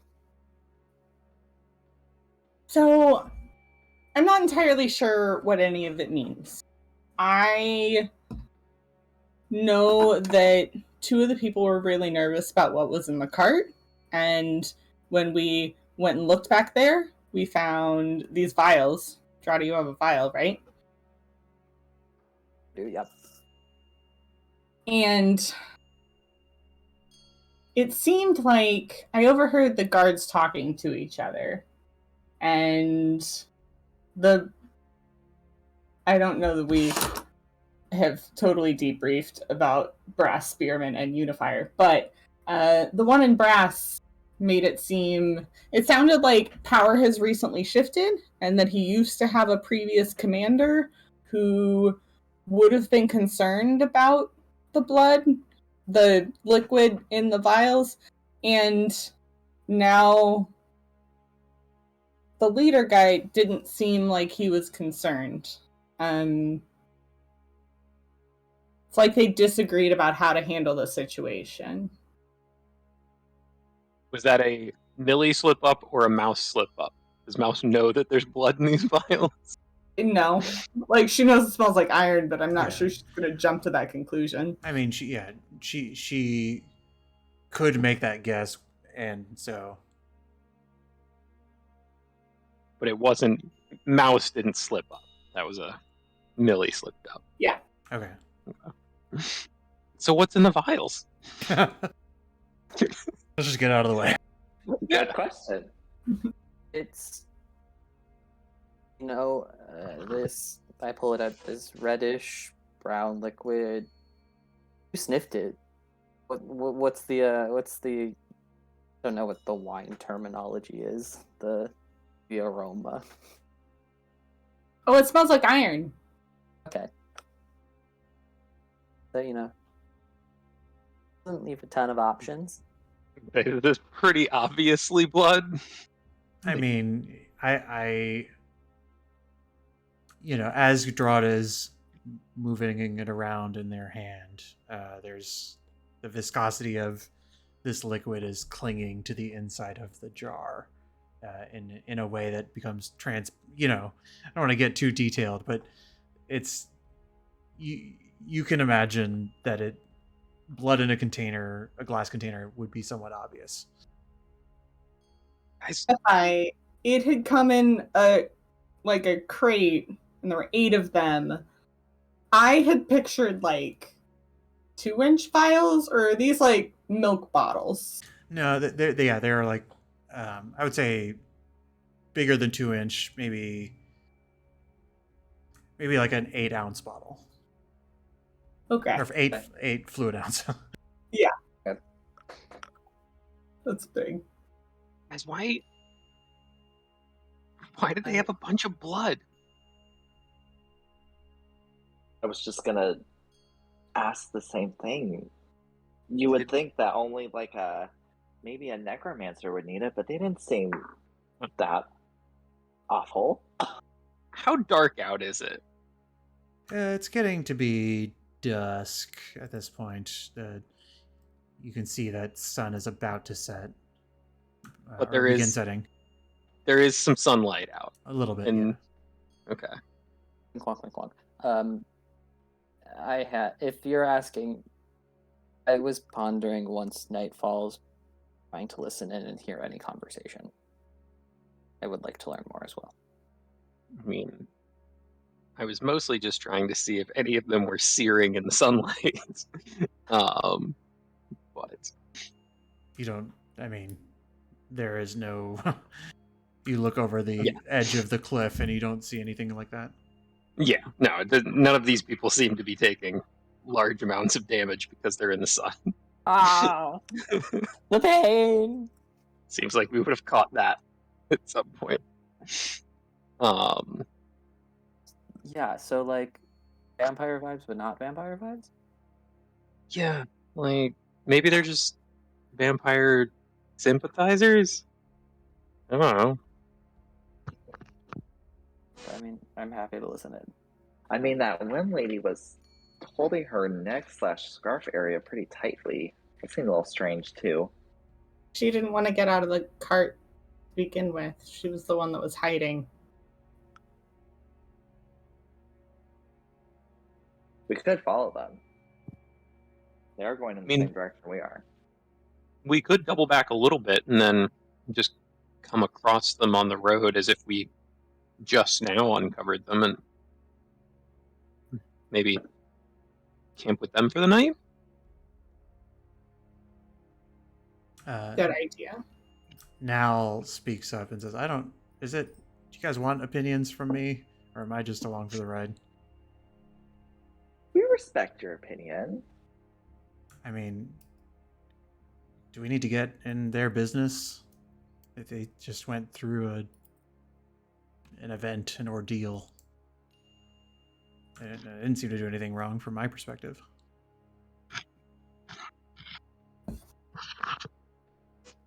I think that's fair. Do you know anything about reasons why people would keep a bunch of blood? I mean, man's got to eat. Maybe not them. About people like them. I don't know. I just think that for some people, blood is food, and you points at Clax like he's carrying around a bunch of jerky. We don't judge him. I mean, blood is just meat distilled without the flesh part, you know? I don't know if I would put it like that, but yes. And that was Drada's profound thought for the night. I have a question, GM. So I know you mentioned early on about kind of like vampires in our world that we live in. Do we know if they're like the typical fantasy vampires where they're damaged to their usual suspects, or do we know that they're a little bit different? You're talking like vampire mechanics, like Yes. Or would we know that? I would give you a history check for that, and just given the storyteller nature, it's sort of like what have you heard? 15. Sure. A lot of the the common vampire tropes of like they need blood to survive, like running water and sunlight is bad. You do know about like the nature of like a forbiddance. Are you familiar with that as a player? Like the idea that like a vampire has to ask to enter a home, sort of thing. Yes. Yeah. All of those things are things that you've heard before. I don't want to necessarily say that. Say they're accurate. Yeah, it's not a history book lesson that you've read. It's more Right. like you've heard stories. So yeah, mechanically vampires are similar to what you might understand. Okay. Would Mouse even be familiar with the concept of vampires? Probably not at all. No. Yeah, that's what I thought. I mean, I don't have any problem with just, like I said, kind of camping out with them for the night. We can look out for them a little bit. They've probably had a rough day. Right. Kind of be their bodyguards a little bit. Slash, if this is somebody's food, should we maybe sneak it back into their cart? I mean, I'm happy to do so. That's a good idea. We did inadvertently steal from them. Clax speaks up and says, guards could have taken a sample and they wouldn't suspect. If we don't intervene, they'll probably just assume that the brass spears took one. Sure. More talking about if this is the right thing to do, not necessarily the do we not want to get caught thing to do.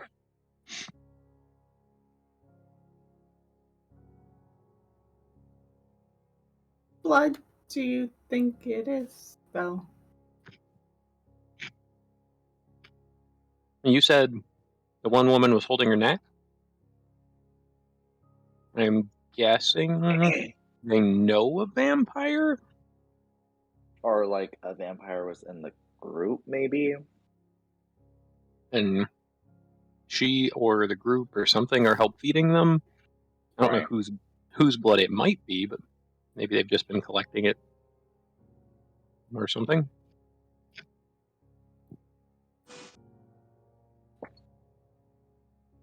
Well, if we're curious, I guess we could just follow behind them and help like camp with them for the night. Nal speaks up and says, I mean, if you guys want to, but just don't you think it'd be a little weird to be like, hey, we took this blood from you. Here it is back. Can we hang out with you tonight? We'll sneak it back in their packs. Like, we don't have to, like, tell them we took it. All right.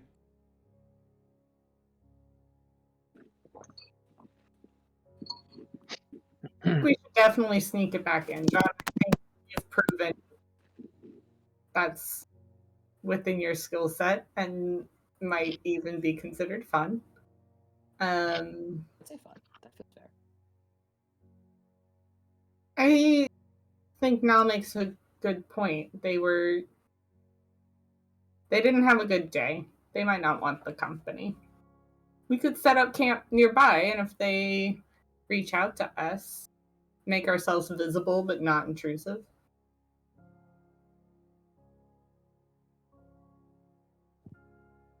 Fair enough.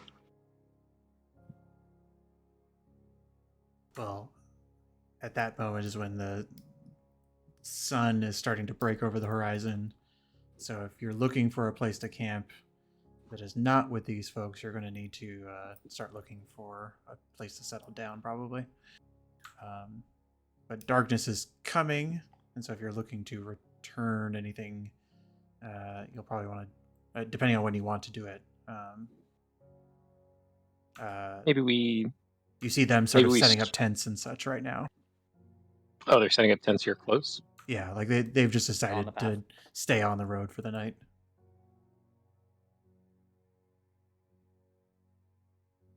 I mean, Drada, you are the sneakiest sneak in the group. Thank you. I try. Yeah, let me know where we want to camp I can head out, return this, and then make my way back to y'all. Weird for us to just set up camp up here. You could probably guess that if I generally assume people have a campfire, that it would be spotted. Right. Yeah, I don't think we're trying to necessarily be hidden from them. Right? Or are we? Well, we don't have bad intentions, so I don't think it's bad that we're being a little bit more open with our presence. Okay. Drada, how do you approach the situation? Is it just total stealth mode, or are you doing anything special to try to get it in there? Guidance. Thank you. So yeah, I think it's total stealth mode to get back behind the cart. I also think I am a bit curious and want to look at their camp a little bit. And yeah, try to see if I can see how they have reacted to the day, and to the guards. Try to pick up if they're doing okay. Okay. Go ahead and roll stealth check. I'll go ahead and say with advantage, with the assumption that you're Gloomstalker invisible, because a few moments later it starts getting dark enough for you to do your thing. You make your way down without much issue. Slip the vial back. Are you just putting it back in the bag where it was? Yeah. Slip it back in the bag, and then from kind of like sitting in the cart for, well, you don't really need to. You're functionally invisible. Gloomstalker bullshit. Love it. You get close enough that you're enough to, you don't want to like snap any branches and blow your stealth, but you get close enough to listen in, and they do have a campfire, so you're sort of still on the periphery. But the conversation between the two most nervous people in that last encounter, the tiefling woman and sort of the other individual, the man that sort of was first eyeing the cart warily, was... I don't know if the man sort of says to the woman, says, I don't know if we got lucky or if we're gonna run into the same problem when we get into town. And the tiefling woman says, I mean, we're needed there. Jerome needs us. We can't be late. So we need to get in there one way or the other.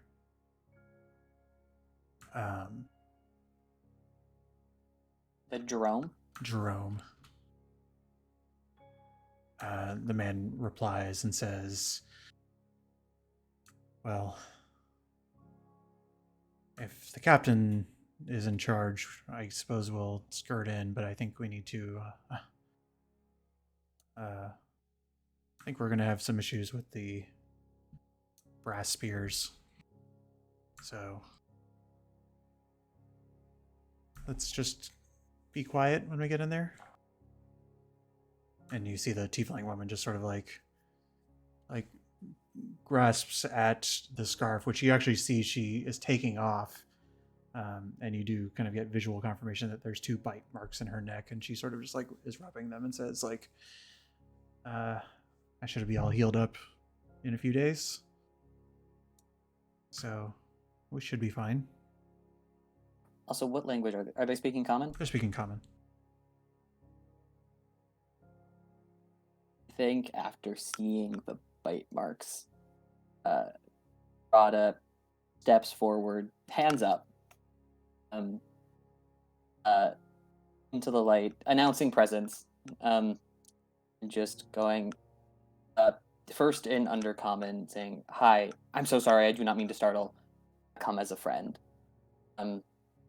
And then switching into common, the neck bites look fresh. Are you holding up okay? I saw everything that happened earlier today. I didn't feel like I could interfere. You okay?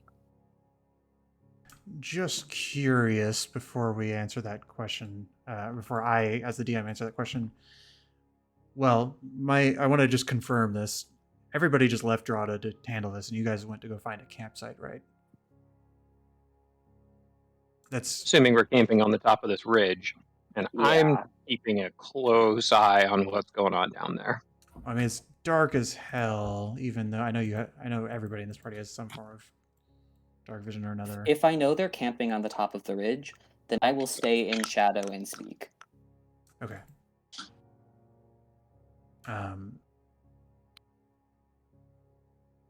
And I kind of choose to imagine that you guys aren't literally like standing over the edge of the ridge, because there was an intent to keep separate camps, right?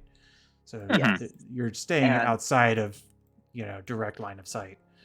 Right. And you're kind of setting up tents and whatnot. But, curiosity can still pique Flint if you want. But Drada, you do understand that the party is not too far away. With that, I'd say I'd stay in the shadow. As I say, like, I come as a friend. I take off, in true goth style, have been wearing a choker that has a little insignia, almost as if it was from a brooch that got ripped off, of two overlapping circles, and thrust my hand into with the choker into the light of into the perimeter of where it would be visible. They know exactly where I am. Can see what I'm holding. Yeah. And I tend to believe there's a level of the Gloomstalker, as written, you're sort of functionally invisible, but it's sort of to the ability that you want to. I feel like you have the choice to reveal yourself within in the darkness. So there's sort of a jump scare reaction. And I'm just going to ask Flint to make a roll. It's a pretty hard roll to pick up on any such reaction. They're not like shooting up in their chairs and pointing arrows or anything. They're just like taken aback. This is perception? Perception, yes. Pretty good, though. It's pretty good. You do not see Drada. The way that Drada has chosen to approach this angle is private. What you see is almost like the reaction to a sound, and you might wonder, did Drada trip on a branch? So you don't, and your perception is, even with the 23, is not enough to listen into the conversation, because this is all hushed whispers. Yeah, I would probably get my blasting rod out and maybe even go ahead and summon my cannon. Not attack or anything, but be keeping a close eye to see if they suddenly start acting aggressive or taking weapons out and poking around or something, trying to find the invisible thing they heard or something like that. Okay. I go over to Flint because I can't see at all, so I'm not even going to attempt to try to look in, but just seeing Flint on the outside of our campsite, just being like, "Hey, is everything good?" I think so. He just reacted to something. It's probably fine. Okay. And I go back to continue to help set up everything. Okay. So for the purposes of all this, you do not hear what is about to be said, Flint. You see them from a distance. They just seem to be talking, perhaps talking in a direction you're not sure. But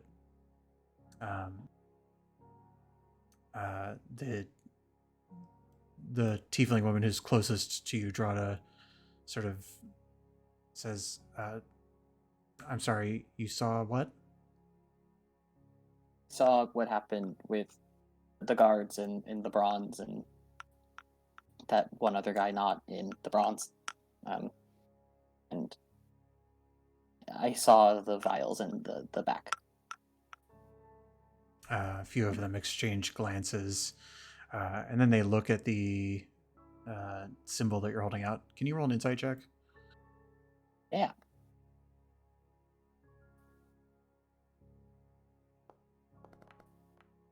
Sick. With an 8, it's...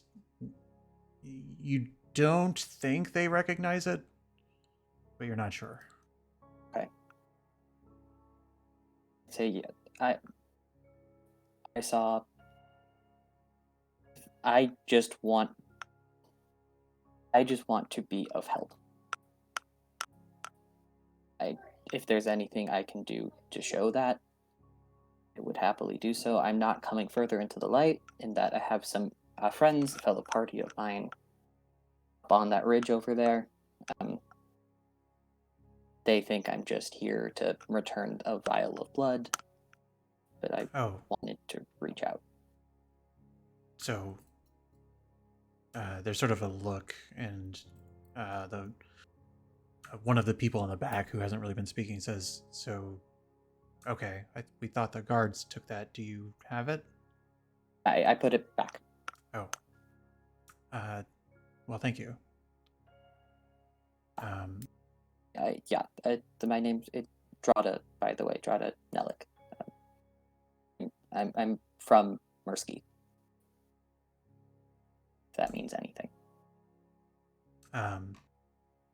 They look and say, sorry, where? Okay, great. But thank you. I'm the woman, the tiefling woman up front says, I'm Cassandra. Just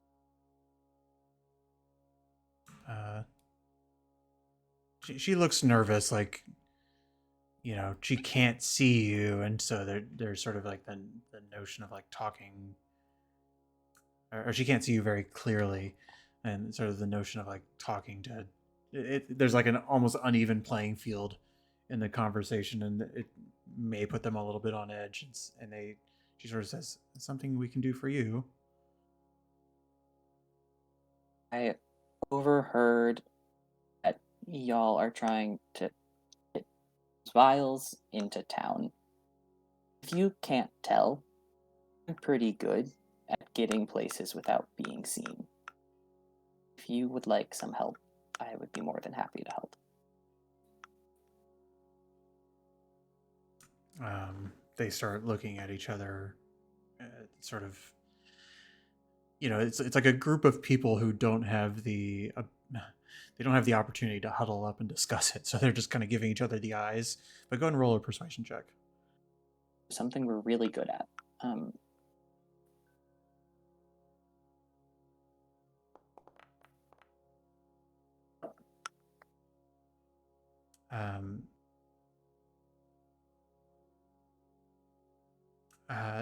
Drada, is it? I appreciate the introduction. I think we're okay. That being said, I'm camped nearby. I think we're heading in the same direction. If you ever do need anything, please let me know. Okay. I think right before I go, I step into the light just briefly. I try to, like, looking up the hill, see if I can finagle a way to, if it's hidden by a tent or hidden by the cart. Yeah, I would say, yeah, you sort of like stand here-ish, and disable your Gloomstalker just briefly if you want to show your full self out of distance or out of line of sight of the ledge. I'm sorry that I had to approach with such caution. I did not want to get caught. I did not want you to get caught.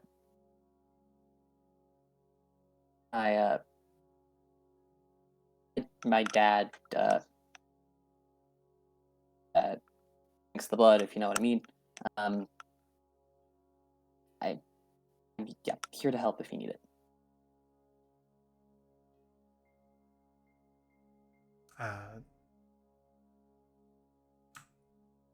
they give you the look of like meek thank you but no thank you, and so sort of like you get the impression that that they're at a loss for words and that this might be the best you're getting for the time being. Cool. They might be more approachable later, but you've made yourself known. We're building a relationship, step by step. And with that, yeah, I head back up the hill. Okay. I imagine that didn't take more than 10 minutes, stealthily making your way through, having a short conversation. You come back. During all this, Flint, you just see like, I mean, your perception of this, again, you didn't see Drada, you didn't hear any of this, even on a 23. You heard conversation was happening when it previously wasn't. Like, it was like they were having like a solemn sit around the fire and fire moment, and then they started talking. But then, in the short time that you're sort of keeping an overwatch over this, it kind of dies down, and they start to just like one by one, like settle back into what they were doing. Andrada, you come back not too long later, seeing individuals setting up tents in your party, doing all sorts of things to prepare for the night. Vials back. We're good. Flint's probably a little startled that Drada made it all the way back up here and didn't notice. Anytime Drada shows up, it's just like, oh, hey. Yeah, I think flavor. It's like it's anytime Drada reemerges, it's like right behind you, standing behind you. Just like, oh hey, I'm back. Sounds right.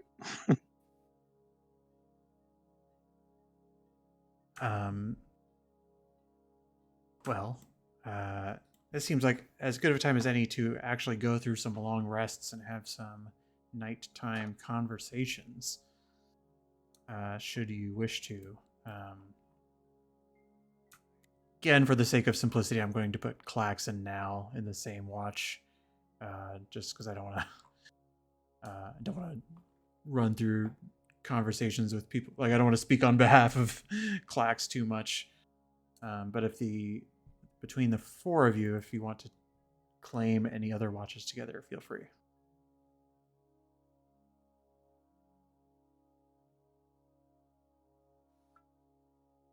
Probably take watch with Drada, maybe.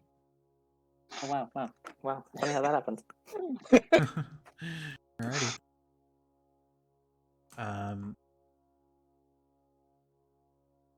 I imagine that to a reasonable degree, if you guys chose to camp so closely, primarily what you're keeping an eye out on perception-wise is either the return of guards or if anybody from the camp is going to approach your camp. So we'll go ahead and start with Drada and Flint on watch number 1. If you can both roll a perception check and then discuss to your life's content.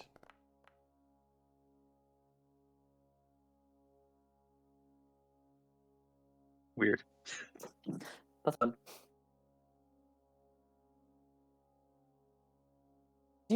Is the gun still out? No, I think it would be gone by now. Okay, cool. I'd probably be like with it in its inoperating or non-operating state, kind of working on it, trying to like tattoos and things that we talked about. How goes tattoo drawing? I don't, science and me, we don't. I'm not going to profess to understand, but how goes? I'm still thinking about it. I know there's something here. I gotta figure out how I make this work. I think I can improve on it, but it's a work in progress. Yeah. Maybe sit there awkwardly for a little while, fiddling with it and whatnot, and then like, so how'd it go down there? It's looked like they might have like heard you or something at some point. Yeah, I tried to get closer so I could try to overhear what they were saying, and like I feel like it's really shticky, pun intended, but like stepped on a stick, and I was like, okay, time to creep my way back out of here. Yeah, I don't think they saw me, but I Yeah, I don't. mean they didn't get up and try and like hunt around or anything. So Okay, okay, good to know. Good to know. did you hear anything about what they're doing with blood? I just know they're moving. I think they're heading towards Mistral. So I think we'll be traveling in the same direction for a while. Drada, can I ask you to roll a deception check? Not You that sure can. not that Flint would catch you in a total lie, but it's more about how much you're able to hide your feelings. My insight's not particularly good. Yeah, So. if you could roll an insight as well. I was like, if you had rolled a natural one, I wouldn't even bother. But Slightly better. I would describe, so it's not like a success fail. It's like, how much does +3 get you?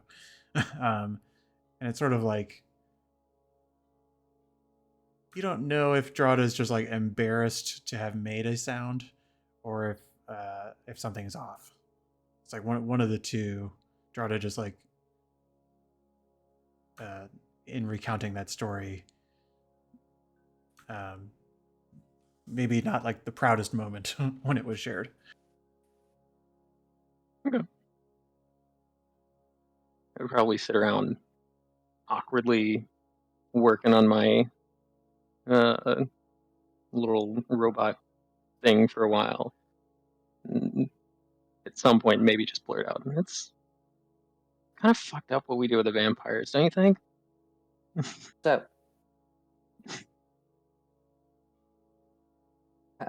elaborate? I don't know. And just everybody's all up in arms about him now, it seems like. And I don't know. It seems kind of screwed up. I feel like it's been that way for a while. I'm not saying that makes it right by any means, but it doesn't. Yeah. But Maybe that makes it worse. maybe. Probably. How long ago? Sorry, out of character. How long ago was it that there was all the strife about the blood bank, whatever system it was called? I'm trying to find it in my notes. But Yeah, I'd gone over some of that in session 0. There's sort of like, I don't have an exact number for you, but okay. you know, a couple of years ago, or within the last decade, is sort of when things have been unfolding politically with like vampire relations. Okay. I'm assuming prior to that, it wasn't like there was still a stigma, but I would not necessarily say that you would know that. It's just sort of like, it's on.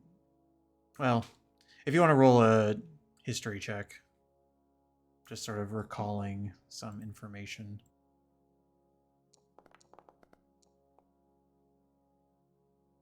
Yeah, 15.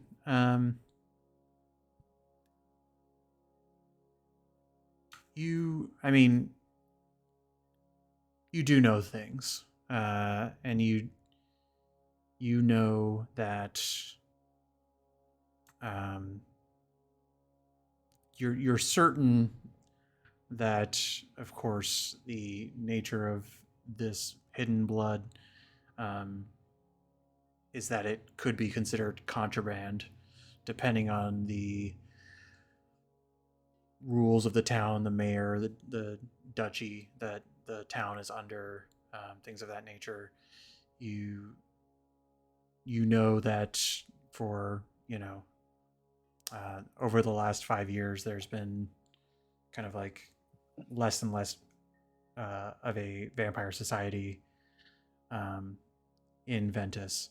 And I don't. So I will say I don't normally want to talk to the stream directly for any purpose, but just to give a little session zero knowledge for anybody listening, vampires are a society that exists here or have before, and not necessarily has evil monsters. But to that end, I'll say for you with a 15, you know that things have been getting worse. And you know that for a variety of reasons, but to see it here might tell you that things in Mistral are probably tenuous.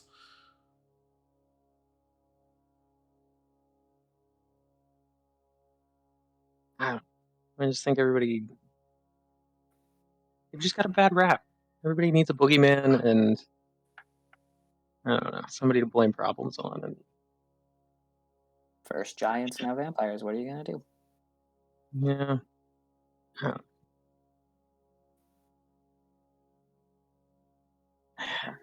People deserve to be treated like people. Crazy, I know.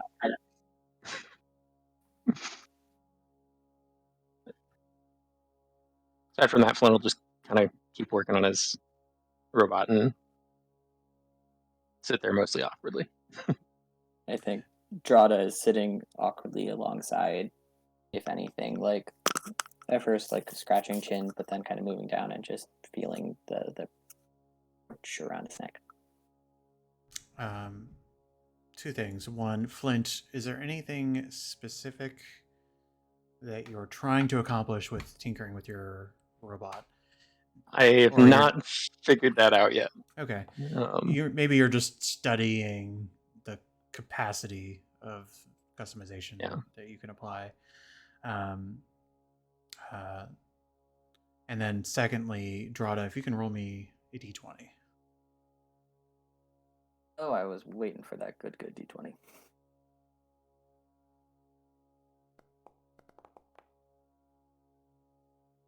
You're fine. It's almost a 20. No problems whatsoever. And you guys finish your watch. Class. I think earlier. Oh, go ahead. Oh, I think earlier I said I would take a watch, but I think I was on mute. Yeah, I'm kind of auto bundling you with Mouse because I'm just putting the Dragonborns together so that we don't have to don't have to do that. So Clax and Nal take a second watch. You guys are not woken up. It's uneventful. Small talk again between individuals who are short spoken. But third watch we have Mouse and Aesop. If you could both roll me perception checks.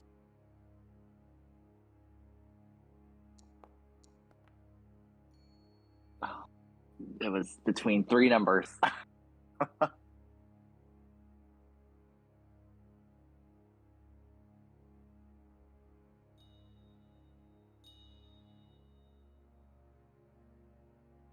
Mouse, did you roll perception? Or Oh, did it showed on mine as 7 plus 7 for 14. Okay. I'll refresh. That's fine. But the night is yours. What would you like to talk about?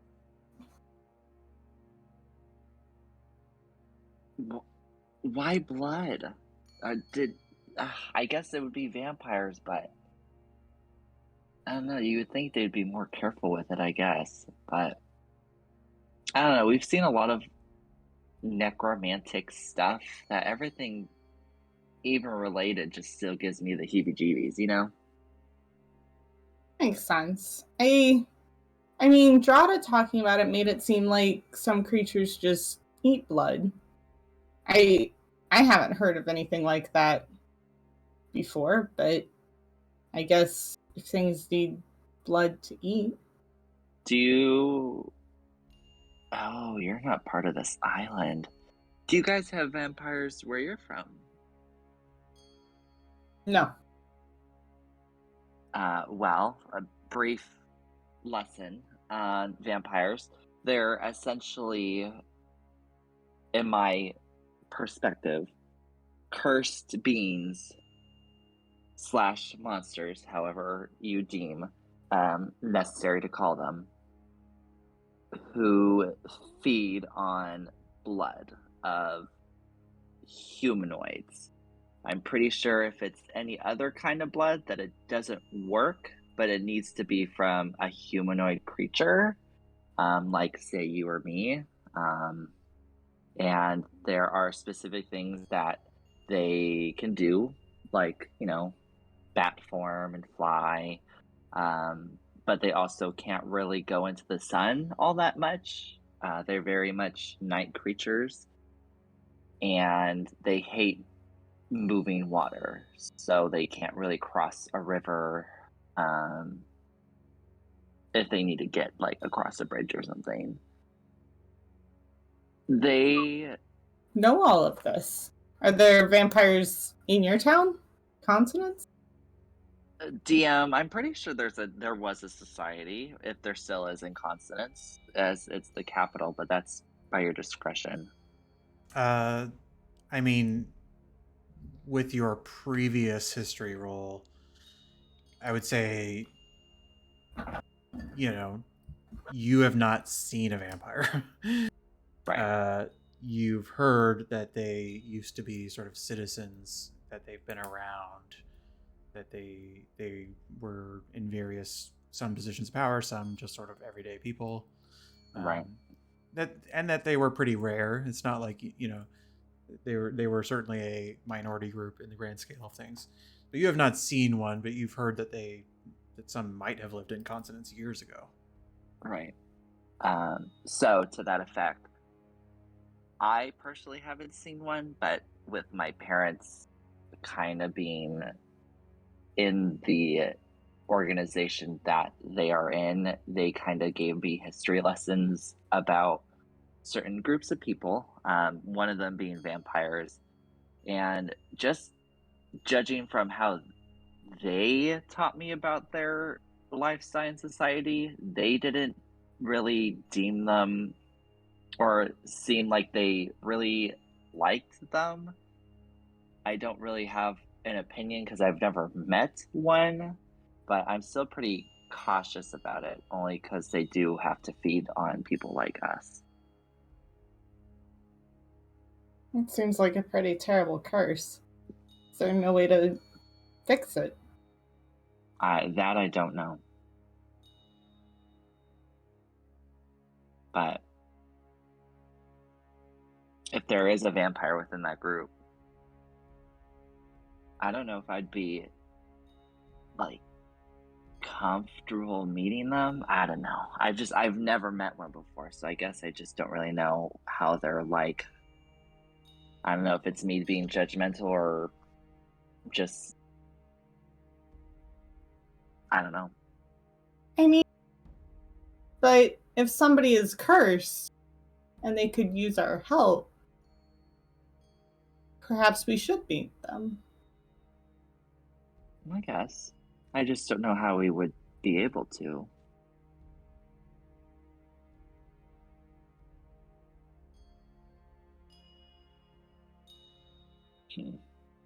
We'll see what happens.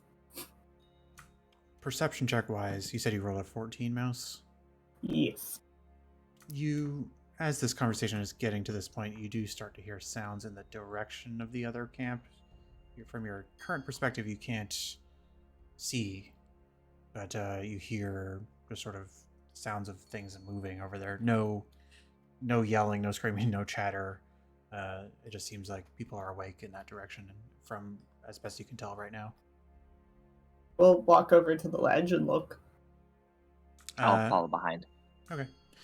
I probably don't have dark vision. Well, do I? Neither do I. Well, I forgot to advance the good old clock. It's starting to get like daybreak the next day, and you see it just looks like they are getting an early morning lead. They are eager to hit the road, and so you still have several hours left in your watch, and you're kind of anticipating that they'll be out ahead of you before your party wakes up. Right. I feel like kind of still looking at the group, but talking to Mouse.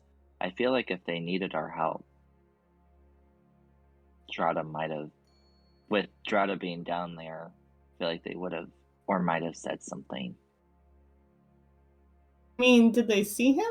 I thought he was just sneaking the file back. I don't know. I mean, we can always catch up to him later if we need to. We'll have more time. Right. Do you have any plans for the tournament? Do you need a pet weasel? You know, that would be great to have a pet weasel just kind of on my shoulder while I'm talking, you know, like really with your hands, with your weasel hands, really portray the scene, right? I don't know. I have some ideas. I don't know if they're fully fleshed out yet, and I'm like confident to talk about them, but I've been starting to think about it. What I'm really worried about though is the second group activity, because this is not to hurt anyone's feelings, but not everyone in the group is very charismatic. What? So I just hope that it could play to some of our other strengths that we have. What you're talking about? Everybody's been so friendly. Yes, they sure have been. You're not wrong about that. I'm personally nervous and excited about, honestly, what could happen and who might be there. We have good days ahead. We do.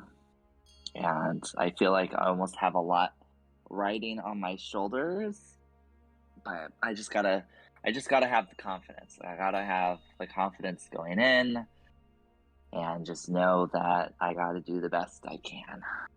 But man, oh man, if my parents show up, that is just gonna be a lot more added pressure.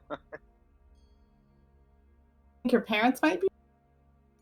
I mean,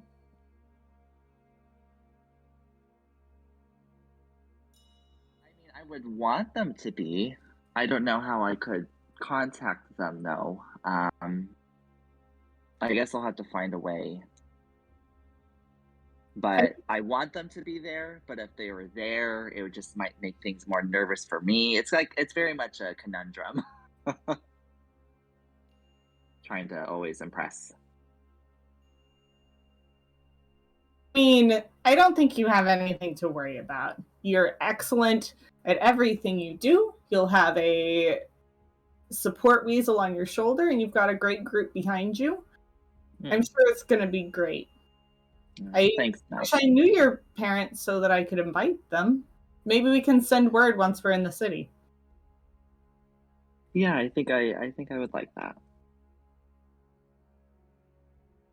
Yeah, let's do that once we get closer.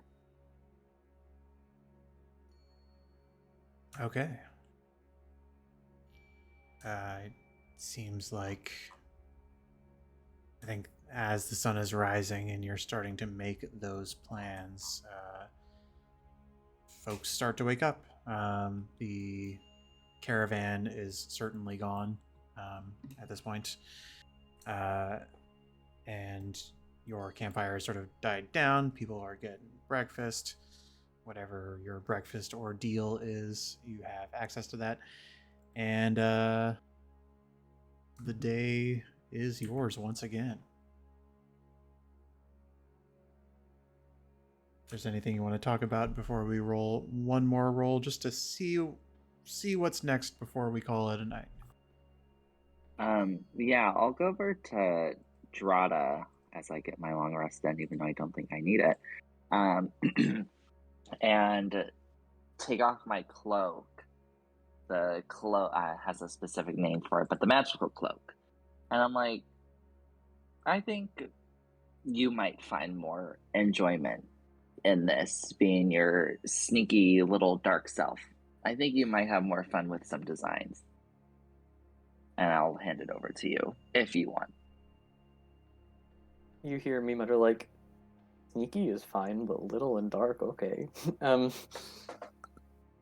then Everyone's little like- to me. It's okay. yeah, I'll try it on for a bit. Okay. Thanks. Yeah. And yeah, I put it on, and I think it turns into.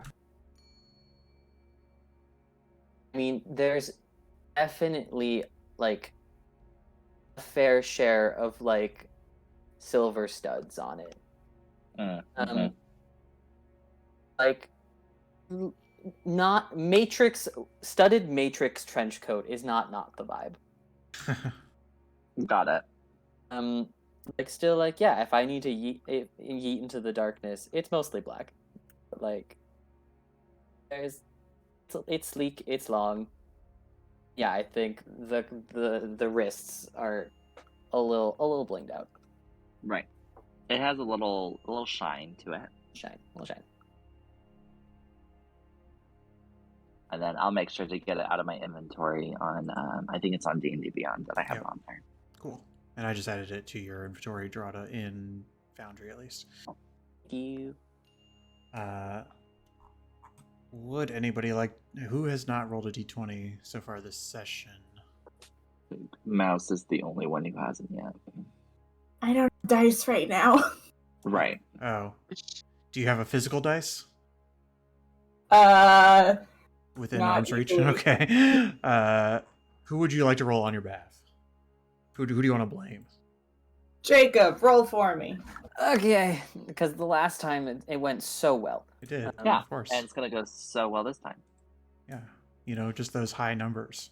Hey. I mean, hey, That's the highest Hey. one we've gotten. I think that's like all your other rolls combined. I think you're right. You know what? That is some clear skies, glorious, uneventful day. Love. We'll go ahead and head back over to the other map to make sure we can advance you. You know what? Let's just keep rolling until something happens, and then we'll end there. So if somebody else wants to take the next one. I'll be the one that you guys can blame. All right, D20. Yeah, of course. Okay. Right. Of course. Right. Let's see what is left. Yeah, I don't. It's not like I prepared 100 random events. I really didn't. So it's like I just have to select from what's left. So if you could roll me a D2, A D2. or just I don't roll a even D, know. just roll D4, and then it'll be half of it. Okay. All right. So 1, or we're going with... Yeah, we'll 1, 2, and then 3 and 4. So that's a 2. Okay. As you are, as you're coming up the road, you can confidently guess that the caravan is hours ahead of you. Of the people that you met before, there is no real way that you would catch up to them. They have mounts. They left early. What you come across, though, is a different cart. You know, just all sorts of carts on the road. You know, Right. This cart seems to have it's just like a single horse cart with the horse that is tied to a tree, and the cart is sort of set to the side. And there doesn't seem to be anybody there.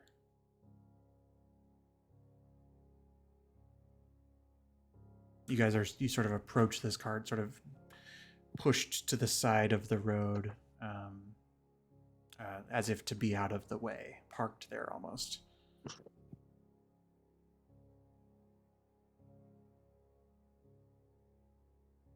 Do we see any... Should I ask to make a roll, or are we about to finish up? I mean, at a glance, you don't see anything. So what would you like to do? Oh, I was going to ask if I could see any tracks of possible people. But I have to get close up to it. Yeah, you'll if you want to sort of further investigate the area, I would require an investigation roll. I'd be interested just Survival would be more for tracks, investigation for the card itself, we'll say. Sorry, go ahead. I'd be interested just my brain immediately went to ambush situation or like roadside hijacky robbery. So I think Drada's looking at through the trees, looking in the if we're in a forest, if we're in a mountain, looking on the sides of the road, looking up, trying to scout and see if anyone's hiding and lurking in the dock.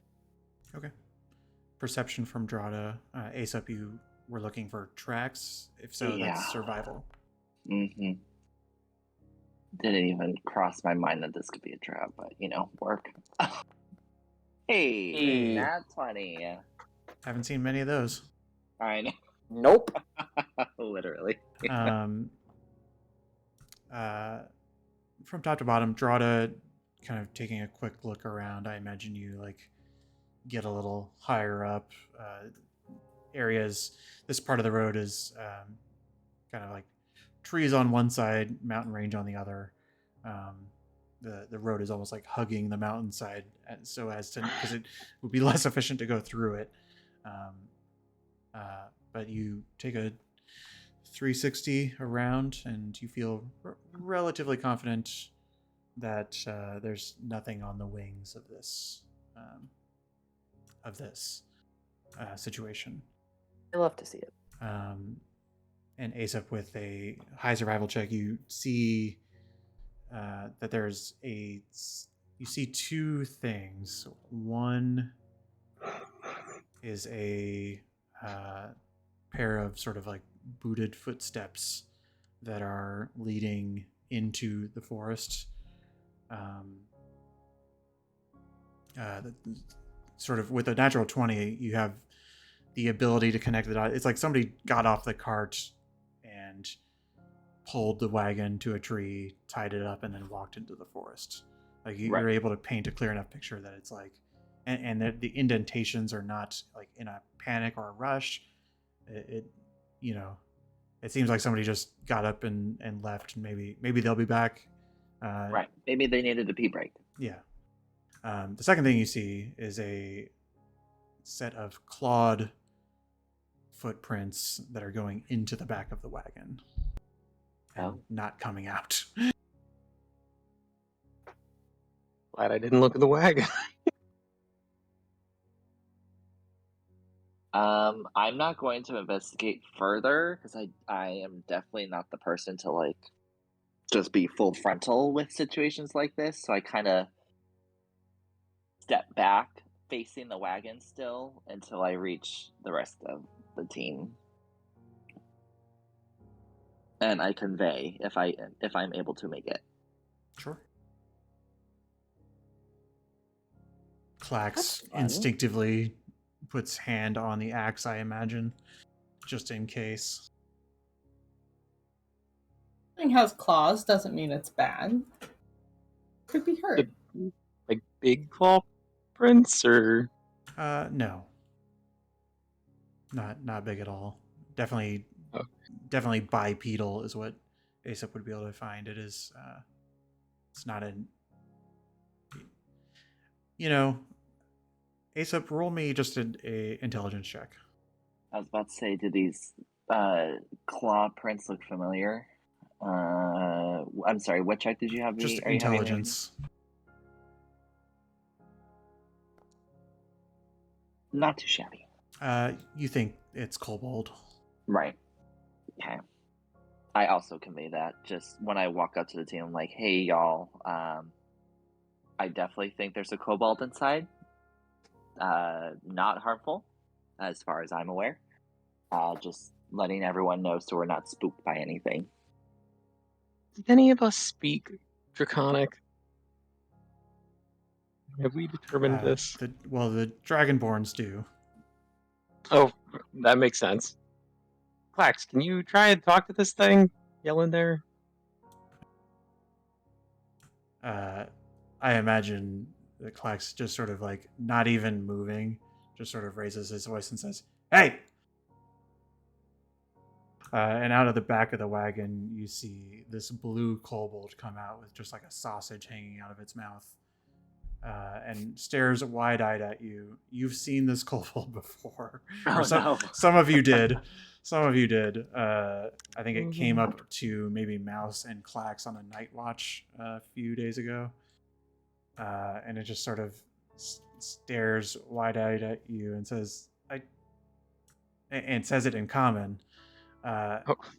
Responds to say, "Hi."